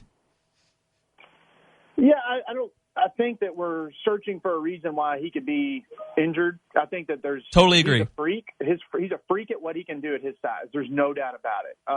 I think that there's probably some, he probably needs to get some really good advice on how he needs to take care of his body, whether that is to lean up and lose some weight. I mean, obviously mass and momentum come into play. I mean, that's just physics. And when you got somebody accelerating and decelerating at the rate he can from the heights he can come from, 20 pounds makes a difference. 30 pounds makes a difference. Now, how much of that is muscle mass? How much of that is body fat? I would leave that up to those who are advising him and trying to help him out. I think it's an easier thing to say. The guy is playing a high-level sport where you're running and jumping constantly. I would say it's probably not the easiest thing for him to just cut weight. He's going to have some of that genetic body type. And so I think that it's going to take a lot of his healthcare team to make sure that they can manage, whether it's through his diet and still be able to do that same thing and allow him to perform at a high level. His strength conditioning coach, very vital. His rehab professionals, very vital. And to trying to help keep him healthy. Now, he may change his approach to how he handles his off season and so on and so forth. And some of it may be on him. I don't know what his lifestyle is like outside of basketball. And there are those athletes who aren't as disciplined as others, and that'll need to be addressed by those around him if he's going to have a long career, because, physics is physics. And so to say that it's not a variable would be, that would be not true. I mean, it's definitely a variable, but I also think he could have a long career. It just may take, a different approach than maybe Donovan Mitchell can do or somebody else. Eric, you are the man. I appreciate you making time for us. Enjoy the rest of your day. We'll talk to you soon, my friend. Awesome. You do the same, Nick. That is Dr. Eric McElroy, Pro Rehab Physical Therapy. Always appreciate his time and his insight. All right, let's get to a quick timeout. We'll wrap up the 8 o'clock hour here on the other side. A lot more to come, including Watch Wednesday, the Fast Five headlines, and, of course, we are still on Tyree Watch. Not expecting anything to happen and play out during the rest of this show, but, hey, I don't know what to expect. Nothing would surprise me, right? I've been saying that all week. It's the truth. Nothing would surprise me at this point.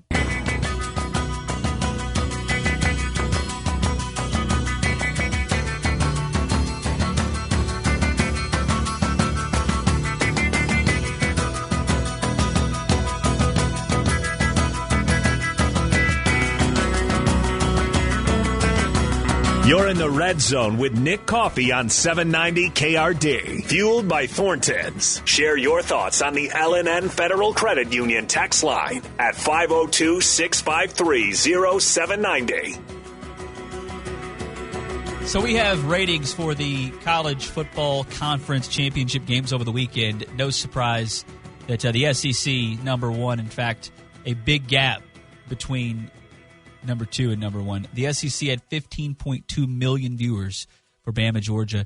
The Big Ten had 11.7. And then another drop there where the Big 12 had 8 million. Pac-12, 4.2 million. The American Athletic Conference had 3.4 million. And I guess no real surprise here that the Wake Pitt ACC championship game didn't really move the needle. 2.6 million. Think about that. Like, we know there's a gap between SEC football and ACC football. Let's be real with ourselves. But 15.2 watched the SEC, 2.6 watched the ACC. I mean, that's embarrassing. But again, it's Pittsburgh, and it's who else? I forgot who they played. Pitt and Wake. Is that who it is? Anyways, couple things here to hit on quickly before we wrap up the hour. Some Louisville basketball recruiting news. A 4-star point guard in the 2022 class. So again, this is a guy that would be a part of this incoming class. Desmond Claude. He's still.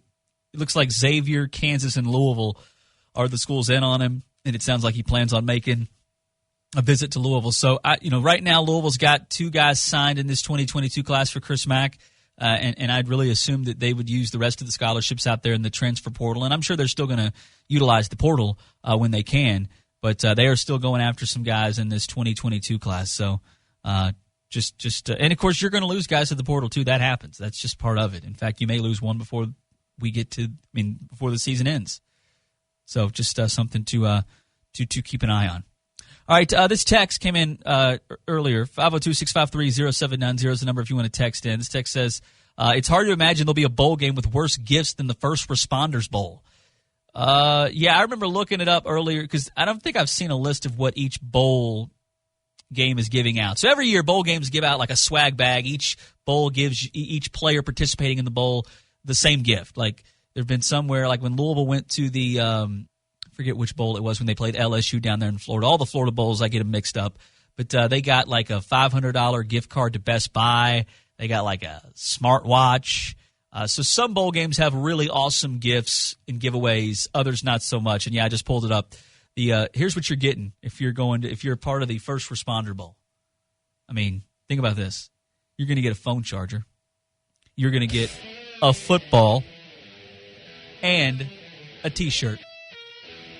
Or I'm sorry, no, a hoodie. A hoodie. That was last year's. So let me be clear. That was last year. I had that mixed up. They don't have them out yet this year. But yes, last year, looking at this SI rankings of all the bowl games and the gifts they give away, the First Responder Bowl was last. So it can only go up from here. But hey, that's where you are when you end up in a bowl game on a Tuesday afternoon against Air Force. Like, we can't expect to get the best gifts. All right, we got another hour for you here. That's a gift, isn't it? A third hour in the Red Zone? Come on. We got headlines. We'll do Watch Wednesday, and we'll, of course, reset where we are with this Vince Tyree situation. So stick around. Hang tight. Stay put. You are in the Red Zone. We are fueled by Thornton's here on Cards Radio 790 KRD. You're in the Red Zone with Nick Coffey on 790 KRD. Fueled by Thornton's.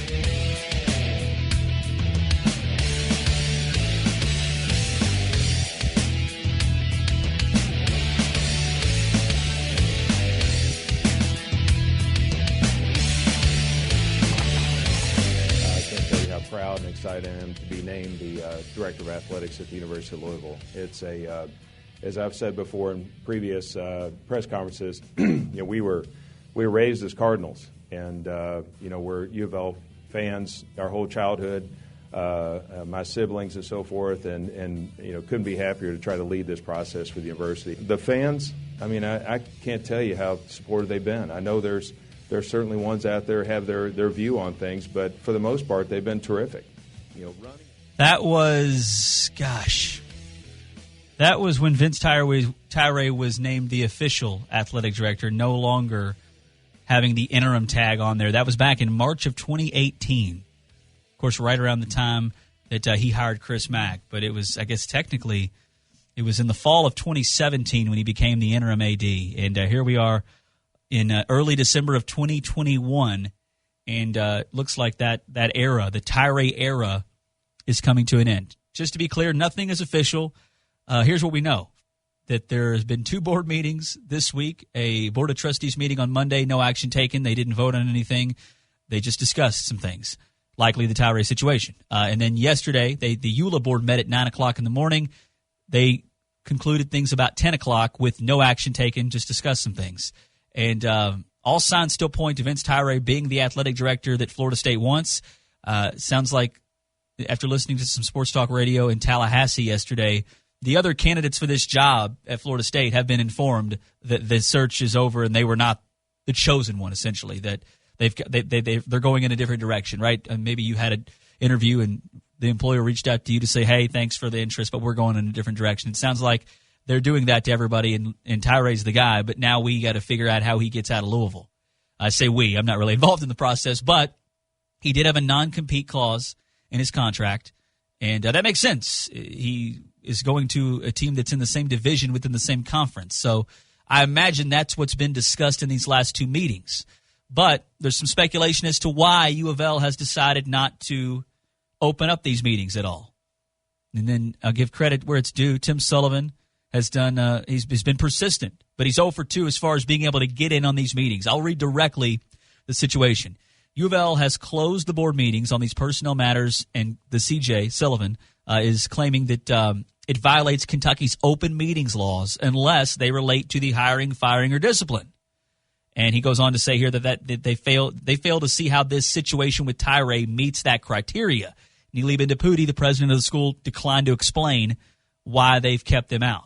So maybe they just want to keep, because here's what would happen if in fact somebody did fight this, then down the road, U of L would have to turn over what they discussed. So, like, there's really no – I shouldn't speak out of turn because I'm not a legal expert by any means. I don't know anything about these meetings or anything like that. But, like, I don't think they could get in big-time trouble if, in fact, we later learned that they were in the wrong by violating these open meeting laws. But just something to throw out there. And I hate to be Mr. Speculation guy and put stuff out there that's not true, but I also believe in sharing what information is out there, using this platform to keep people up to date with what's going on. So, in fact, the open meetings law would require them to open it up unless they're talking about the hiring, firing, or discipline. They're not talking about hiring Vince Tyree. They're clearly not going to discipline the guy. He's on his way out. He wants to leave, and they want him to leave. So could they be talking about firing him? That seems a little unexpected. That doesn't sound right. However, as of yesterday evening, a U of L booster put on his Facebook page for everybody to see that Vince Tyree was going to be fired.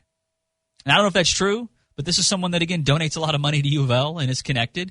And I wouldn't be shocked I wouldn't be shocked if they're getting that information from a very reliable source, maybe Vince himself. I don't know. But that would explain why they haven't opened up these meetings. It's because they are talking about firing Vince Tyree. And that to me seems a little unnecessary. I feel like it's just, if you just let him walk and honor and tell him that you are not going to fight for the non-compete, I think that's best case scenario here. If you fire the guy, I just think that's another stain in what has already been just a mess with the optics here with U of L athletics. But maybe Neely Bendapudi and this board feels as if he is deserving of being fired. And the only thing that I could think of that would make sense as to why they might want to fire him is if, in fact, what he did breached his contract, right? I mean, keep in mind, I don't know what kind of communication he had with Neely Bendapudi during this Florida State situation. But, if he went and talked to a competitor from within the same division, in the same conference, and didn't tell his boss, he clearly had a non-compete for a reason. And if he didn't tell her, maybe that's a fireable offense. I don't know. Maybe that's firing him with cause. Not sure. But that's where we are. There's another meeting set today at 4 o'clock. Maybe they'll take action. Maybe they won't. Would anybody really be shocked if we come in tomorrow once again saying, hey, another meeting? And there really might be, because this meeting today could be about sort of action with Vince, but maybe there'll be another meeting as far as action with the interim AD spot, which is expected to go to Josh Hurd. So, that's where we are. And if something changes from now until 10 o'clock, I'll let you guys know. But now we wait. We are still on tirade watch. I still can't believe it, man. I never thought that this would play out this like Vince not being here long term really isn't that big of a shot given that he's not been an AD before and Neely didn't hire him. But I did not expect to ever be sitting here saying he's leaving to go to Florida State to take the same job. I just never thought. I mean, I just as Austin said earlier this week, that's not something we had on our bingo card as far as the U of L drama. But I think Vince clearly has shown that he does in fact enjoy being in the sports world and the administration side of things and wants to climb the ladder. And Florida State, they've got a mess on their hands. And if he's not wanted at U of L long-term like we're made to believe and he can't get a contract extension and Florida State's interested, it makes sense for him to move on. I don't really blame him, to be honest with you. All right, you are in the Red Zone. We are fueled by Thornton's here on Cards Radio 790 KRD. Thank you guys for hanging out with us. My name's Nick Coffey. The marvelous Matt Allen is alongside today. We'll get to those headlines coming up here shortly. But before we do that, we need to talk a little TV. That's right. It's time to hit Watch Wednesday. So as I vamp here to try to find the sound, here we go. Maybe not. Come on down! How about a little more of that good loving, Chef? Damn, woman. Take the good, you take the bad, you take them both, and there you have the facts of life. What you talking about, Willis? Hey, butthead, what did people do before they invented TV? Don't be stupid, Beavis. There's always been TV. There's just more channels now. Oh, yeah. Progress is cool. All right, so on Friday night, you'll be watching Louisville and DePaul, unless you're there. I hope you go. Friday night, 8 o'clock. Could be some good vibes in the Yum Center. Friday night games are a lot of fun. And DePaul is an old foe, right? You played them for many years during the Conference USA days and during the Big East days. But 8 o'clock tip, you can watch it on the ACC network. It looks like we are officially done with any games where you wouldn't be able to find it as I scroll through the schedule here. Now, I'm sorry. Let me back up. Incorrect. There is a regional sports network game coming up a little bit later on in the season. In fact, there's a few of them left. So anyways, ACC network on Friday night. Now, if you want to watch U of L volleyball, of course, they're 30-0, the number one seed overall. I'd encourage you to go out to Freedom Hall and watch them play tomorrow. But I'm trying to figure out when this game – I'm sure it'll be on ACC. Yeah, I believe it's going to be on ACC Network Extra. So there you go. Make sure you guys support this volleyball team. I mean, rarely can anybody say that they've got – it's not often that you can say that you have a program within your athletic department that you know for sure can win a national championship. And that's what this Louisville women's volleyball team is doing with Danny Busboom Kelly. 30-0 on the year, number one overall seed. So here's to hoping they can take care of Florida, the number 16 team in the country, tomorrow again at Freedom Hall. All right, now we switch to the good stuff. So last week I talked about the Kevin Hart series on Netflix, True Story. Haven't heard much about it, honestly, but I loved it. So I'm not sure if anybody's watched it, but I'll throw that out there once again. Matt, I've heard Dexter. I've heard good reviews. I've heard people saying it's good. It's the first time I've heard good reviews. Did they, well, it's one person who said, man, this is great. Why isn't it going viral? So I don't know. Maybe it's because the other reviews aren't good. Are they doing a weekly thing? I don't know. I think so because I was waiting for it to kind of build up. Yeah. So the reason I ask is because I just assumed they were. I would too. But I don't remember, so I'm watching American Rust on Showtime. Jeff Daniels is phenomenal. Love that. It's really picking up. It's getting good. But my wife bailed on me. She said you can finish it, and I said fine. You don't want to enjoy. If you don't appreciate this, then just don't watch it with me. If you don't appreciate Jeff Daniels and his versatility as an actor, to be able to go from Harry and Dumb and Dumber to this great role as this small town sheriff, it's great. So, anyways, I was on the Showtime app on my Roku. And I saw, of course, Dexter's on the front screen, and it said episode 6 was available. I didn't remember that it's been out 6 weeks, but hey, if it's already there, I'm happy to know that it's building. Of course, I've got a lot of catching up to do. But some shows do more. I saw an HBO Max show that's going to put out 2 a week. So maybe, I don't know, maybe it's more than 1 a week. Yeah, I'd rather you just do it weekly and let me wait and binge, you know what I mean? That's just me. But I've been spoiled with binge-watching TV shows. I can't imagine there being another show where I'm week to week doing it. I just can't. There's too much stuff to watch, right? I can let it build. I can be patient. The one show that I feel like is getting there, it's not to the level as far as popularity of Game of Thrones, But the people I know that love Yellowstone, like they don't wait. Because it gets talked about so much among work colleagues that it's got a ways to go before it gets get Game of Thrones popularity. Yeah. I'm sorry. Like, I feel like it's still avoidable if you try hard enough. But Game of Thrones was such a big deal that like it would be almost You must impossible. just be around some Yellowstone. You haven't sensed the buzz of Yellowstone? No, I've Are you sensed serious? zero Yellowstone buzz. Zero. I mean, look at the numbers it's doing. No, I'm just saying I see it's doing well, but it's the most buzzed about show on TV right now. What's got more buzz than Yellowstone? And I don't know the answer to that question. I don't look for that. I would say Succession is up there just because people. Succession has more buzz than Yellowstone. But think about this: not everybody has HBO. People have Paramount. Not everybody has Paramount either. What? It's included in your standard cable package. Well, it used to be. I don't have cable. You have Paramount. I don't have cable. You have YouTube TV. Okay, well that's not cable technically. Well, technically yes, but like if you just have most services, whether it be a streaming service or maybe you have like a Spectrum or whatever, like it comes on that. I said clearly it's not the level of a Game of Thrones because I don't know if we'll ever see that again. That was insane as far as what that turned into. Those don't come around every year. Yeah, exactly. They're legendary.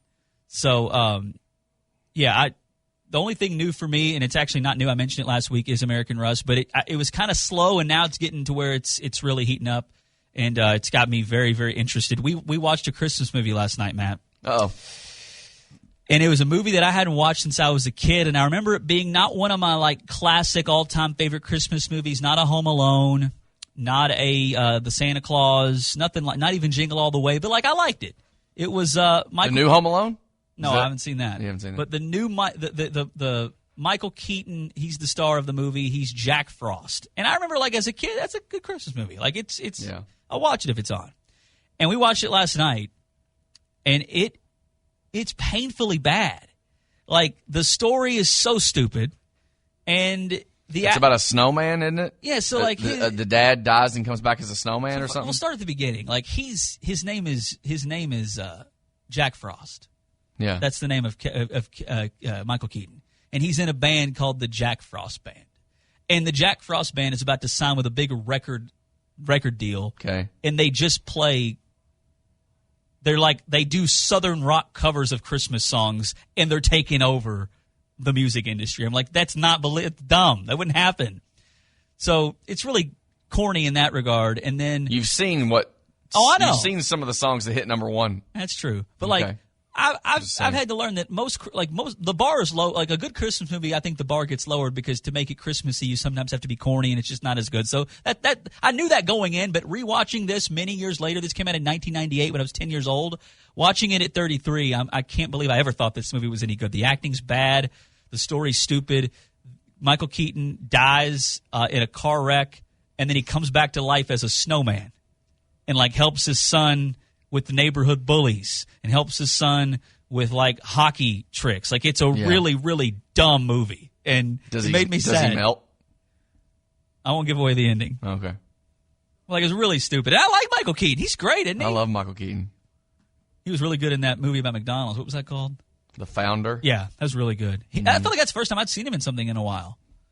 What's he mostly known for? Beetlejuice. Batman, of course.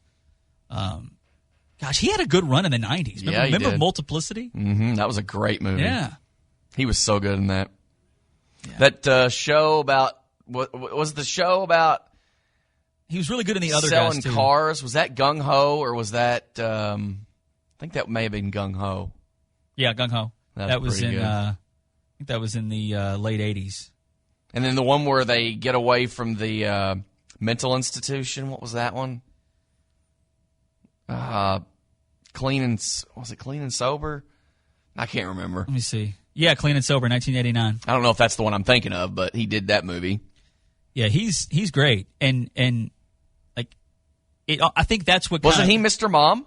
Yeah, he was. Yeah. See, what else is there? Now I'm just locked into the Michael Keaton filmography here because I feel like there's other movies I'm not like Speechless. You remember that movie? Kind of. What about Shot of Glory? Remember that? No. That doesn't ring a a bell. soccer movie. Anyways, we'll probably start to watch some more Christmas stuff as we get closer to Christmas. But it doesn't look like, because normally every year the Netflix, the Hulus, they put out they'll do an original movie about Christmas, and I don't know if they haven't dropped just yet or they just aren't out there yet. There's a whole row of them because we ended up in that row and we were kind of playfully making fun of them. Yeah, and it's fair. It's fair. But all of the ones that were in the row on Netflix, I think it was Netflix we were on.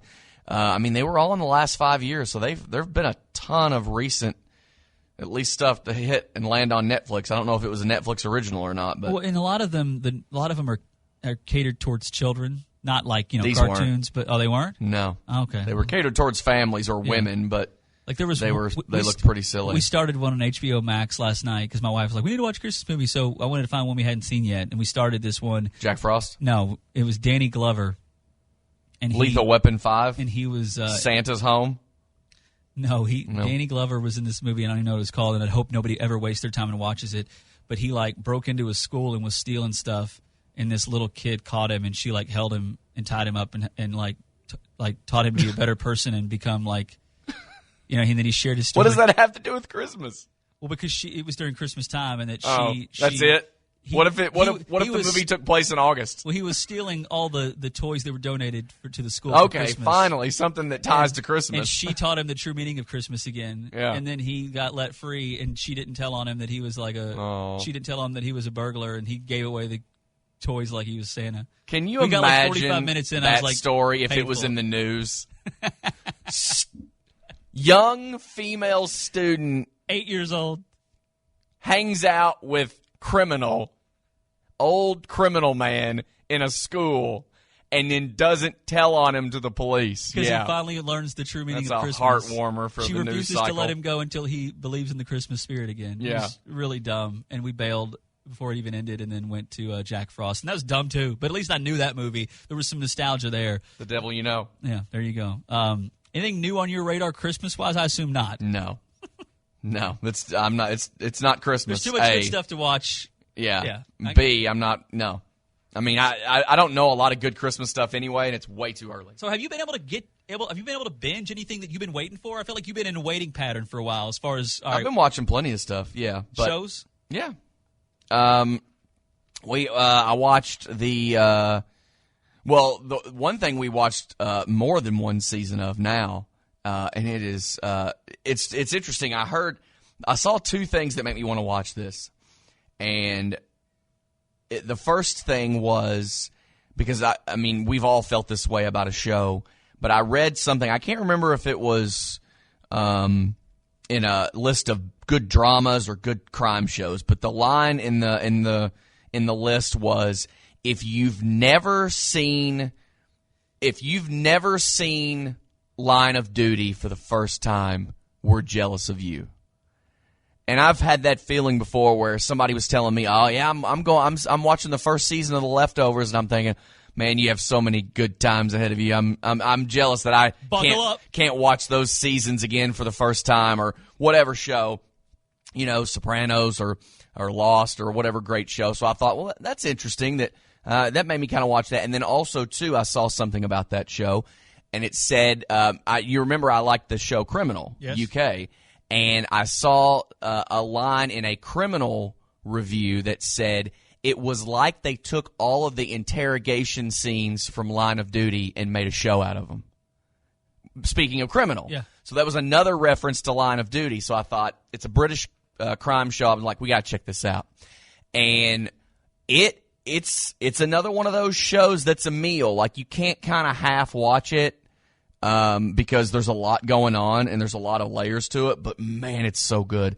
The acting is good. The story is just, it's deep. And the characters, it's a lot like Criminal in that every season there's a new kind of lead character, and that they kind of make the focus of the show.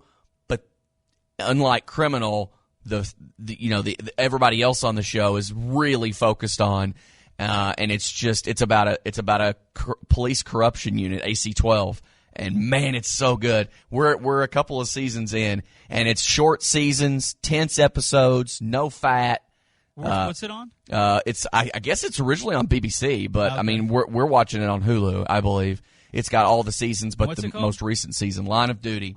If you like crime shows, cop Love crime shows at all, it's very good. The acting is remarkable. The story, the stories in the seasons, they're just really electric intense. I really liked it, and my wife loves it too. And it's just got some. It's just got everything you want. It's got some likable characters. It's got some incredibly unlikable characters. It's tense. It's a firecracker. It's really good. One that I also finally caught up on too was the most recent season of Black Mirror, which very popular. show. People know that show front and back, and it's still good. Season 5 only had 3 episodes, and it's still very good. But I will say about Black Mirror, there were episodes in season 1, season 3, I think even season 4, where you're watching that show, and a lot of people compared it to like the modern Twilight Zone, but you're watching that show and you're thinking, I can't see TV anywhere else like this. Like this is such a unique, interesting story. Like I'm not going to see an episode like this on anything but Black Mirror. Unfortunately, while Black Mirror is still good, the new season, you've seen episodes like this on other good TV shows. It's just, and now to me, unfortunately, it's just another good TV show. It was fine, but I'm not sitting there thinking, I can't see TV anywhere else like this anymore. Lose? Huh? What did it lose? It just lost its ability to go where other TV shows would not go. Some of the stuff that they would make up, kind of you would the band like. that got too big. I guess You know what I mean? maybe, but it just lost a little bit of that unique. I mean, that makes sense, that comparison, but it's still good. I enjoyed it. I liked all 3 episodes, but it just felt like something I could see somewhere else too. So that was a little bit sad, but that does make you sad. Yeah. Isn't it wild the connection you can have with a show like that? You just like it's a relationship. It's an investment essentially, and when it ends up going south or not, I guess I learned the hard way early with Low Winter Sun. Just don't get too attached. No. Don't jump in right away and just let it play out. Don't get too. But yeah. Was that our first ever Watch Wednesday? It was one of the first. It was one of the first half dozen or so. And I only watched one episode. Yeah, and you were jacked on Low. You were like, this show could be the best thing. I don't know. I mean, it's so good. Crime it's great.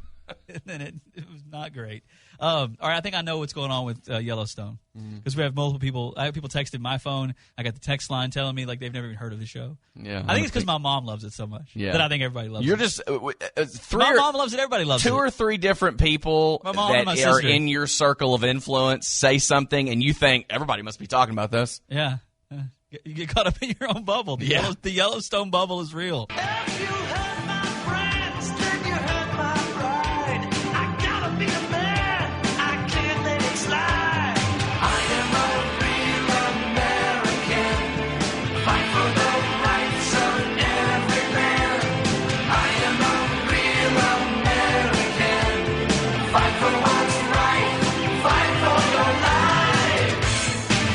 You're in the Red Zone with Nick Coffey on 790 KRD. Fueled by Thornton's. Share your thoughts on the L&N Federal Credit Union tax line at 502-653-0790.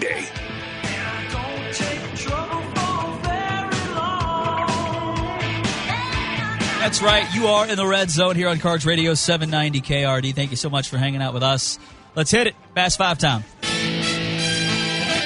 It's time for the Fast 5 headlines with the marvelous Matt Allen. Number 1.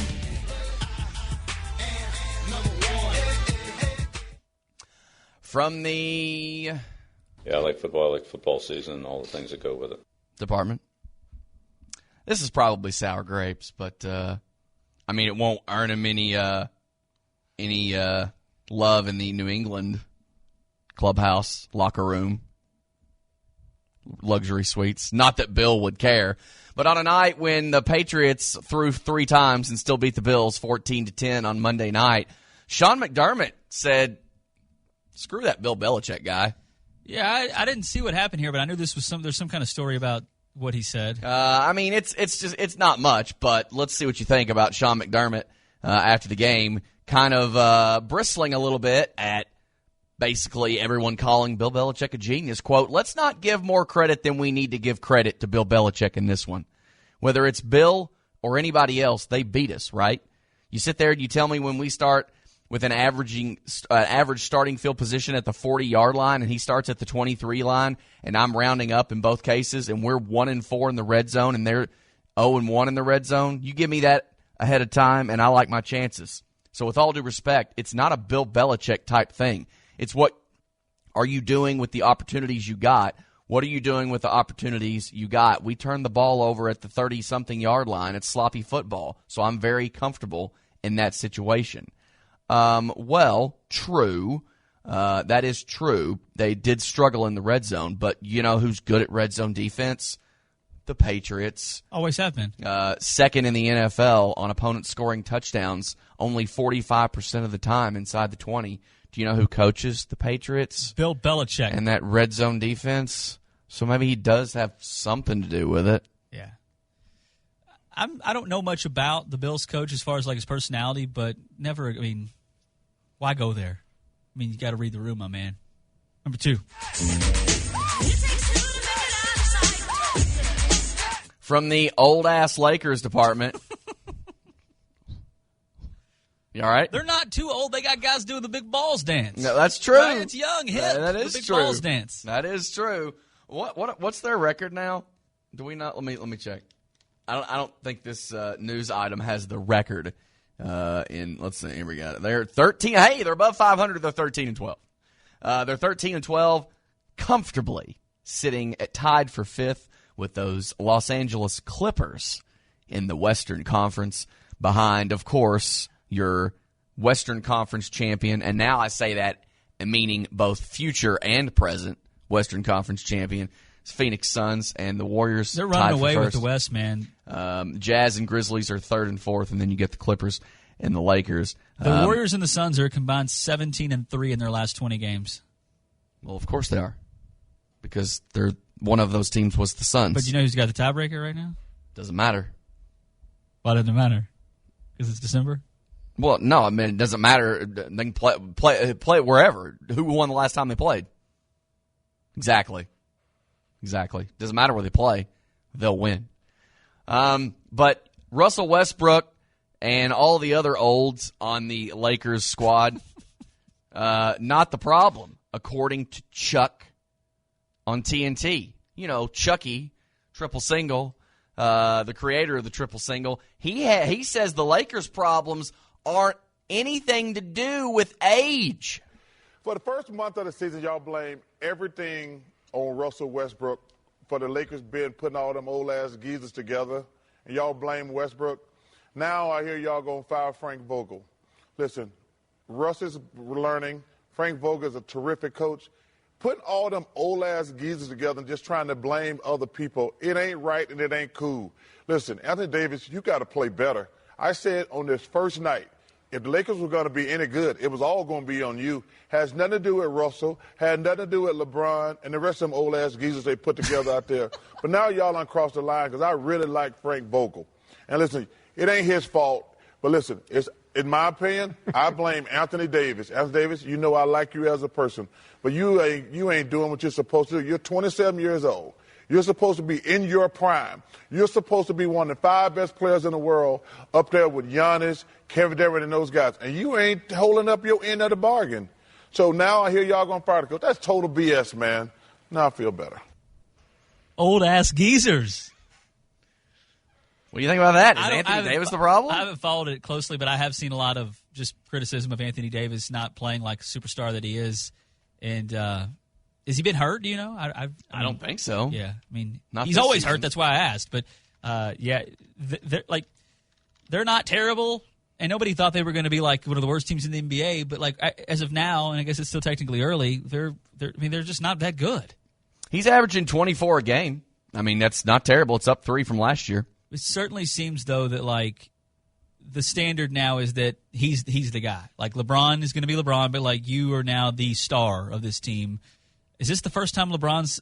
I guess it seems the optics are that he's taken the back seat. Like that's, and I think it was strategic that LeBron at this age wanted to team with a guy who really ball in his hands. Like LeBron didn't have to do all the creating. By the way, Anthony Davis missed one game this year. Yeah, so he's healthy and he's still there. not getting it done.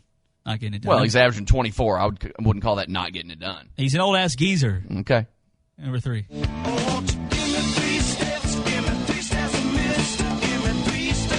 From the On the Way Out of Town department, criticism of Lincoln Riley coming in from all corners of Oklahoma and beyond. Since Oklahoma's he made the learning what it's like to lose a coach. It happens, man. to leave Grow the up. Sooners for a shot at the Big Pac-12's premier program. Sooners fans are upset. One Sooner fan in particular, Oklahoma State Senator Bill Coleman, responded to Riley's exit by requesting legislation that they turn 3 inches of the westbound lane of Oklahoma State Highway 325 into the Lincoln Riley Highway as a way to properly honor the coach. Coleman described the section as the tiniest section of our most desolate of highways. I love it. Love the pettiness. Yeah, it's something. Let me read a little bit more from the thing. I felt the state of Oklahoma needed an appropriate goodbye to this former head coach whose sudden departure left many in shock. This is only fitting that the last 3 inches one sees before leaving our great state heading west. Under the bill, any signage would be paid for by the senator himself. While we are all free to pursue employment elsewhere, there is a level of professionalism that is expected to be adhered to. From all indications, professionalism was pretty much absent in how this departure was executed. Oh. So anyway, that stretch of highway leads into New Mexico, and if you want, you can find it on Google Street View.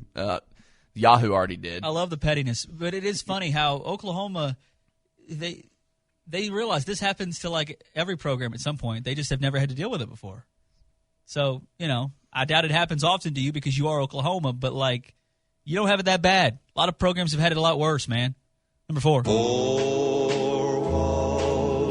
hear me. From the It's Watch Wednesday. That's right. Department. Let's tune in to Nick's favorite show. Nick has a lot of favorite shows. Low Winter Sun is one. Judy. Judge Judy is one. Bar Rescue. Bar Rescue, that's another of your favorite shows. I've seen that. Let's see. Divorce Court. Did you see the latest episode of your favorite show, The Manning Cast? I didn't see any of it this week. Okay, well, they had Joe Buck on. I heard Joe Buck was great. And we're going to hear some of Joe Buck on The Manning Cast. They talked about New York Giants fans being upset with his call on the David Tyree catch. But they also tried to have some fun with Joe Buck. As they tried to do with a lot of their guests. And so one of the questions that they asked him was, they tried to get him to call part of the game without his normal preparation. They're like, because I guess they were talking about, look, he prepares a lot. Obviously, play-by-play guys they don't just, walk into the booth and start calling the game. They do a lot of preparation. So they got Joe to call part of the Bills-Patriots game without any preparation. And here's what it sounded like. Joe Buck. Well, Josh Allen throwing out to his left, throws it out of bounds, now 2nd down and 10. What a game we've had here on a windy, cold night in Buffalo, New York. What a great scene for a game. There's our friend Bill Belichick looking happy on the sideline. 2nd down and 10 with 3 minutes and 45 seconds to go.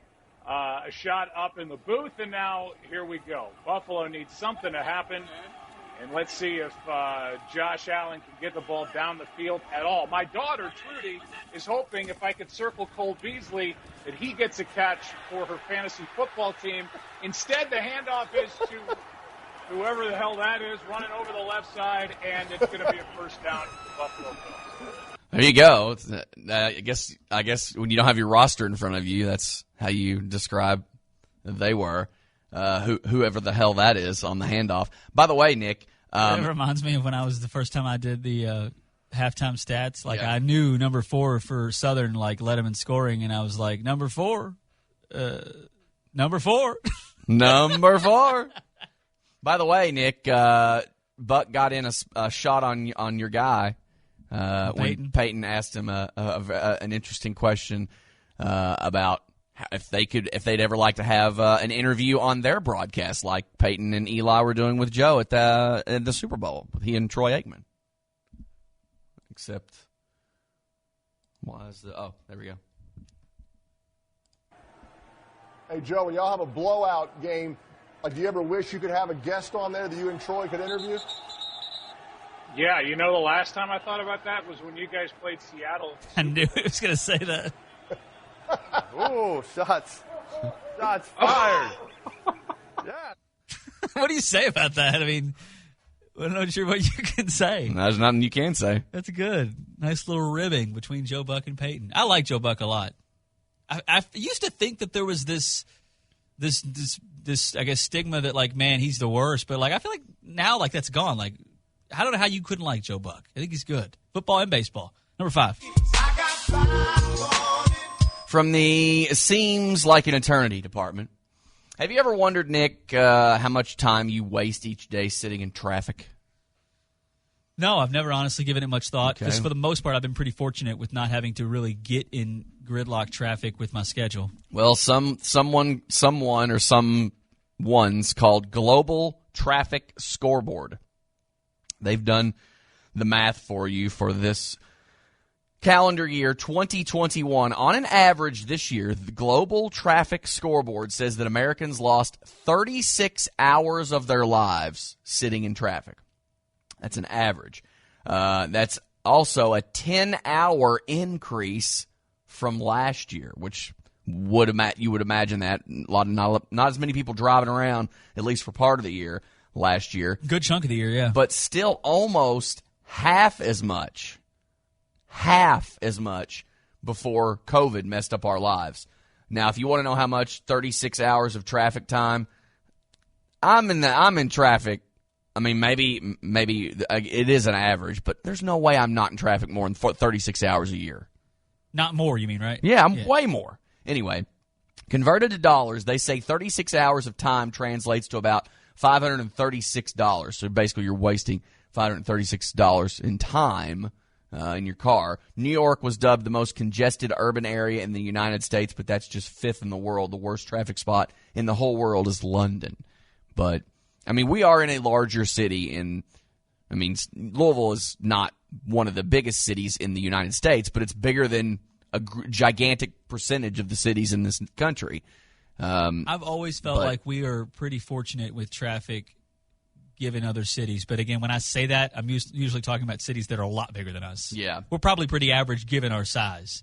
What's a comparable size city to Louisville? I've never been able to figure out like what's the most accurate, because like Cincinnati's bigger, Indy's bigger, Nashville's bigger.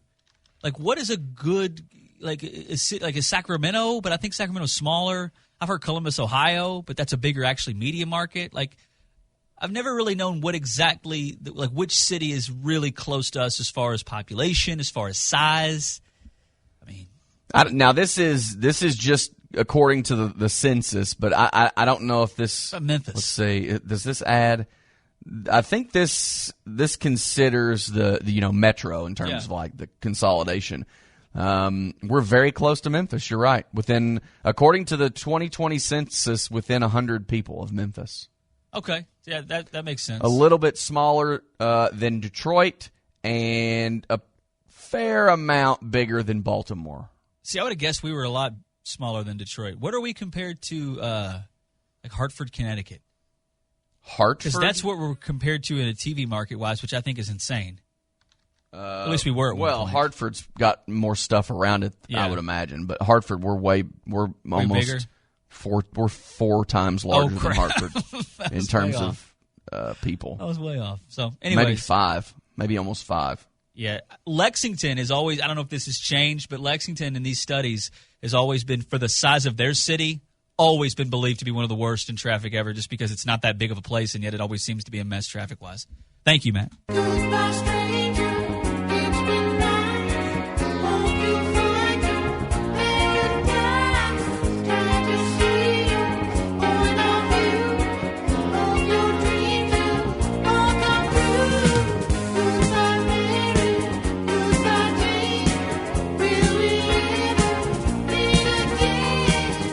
in the Red Zone with Nick Coffey on 790 KRD. Fueled by Thornton's. Share your thoughts on the L&N Federal Credit Union text line at 502-653-0790.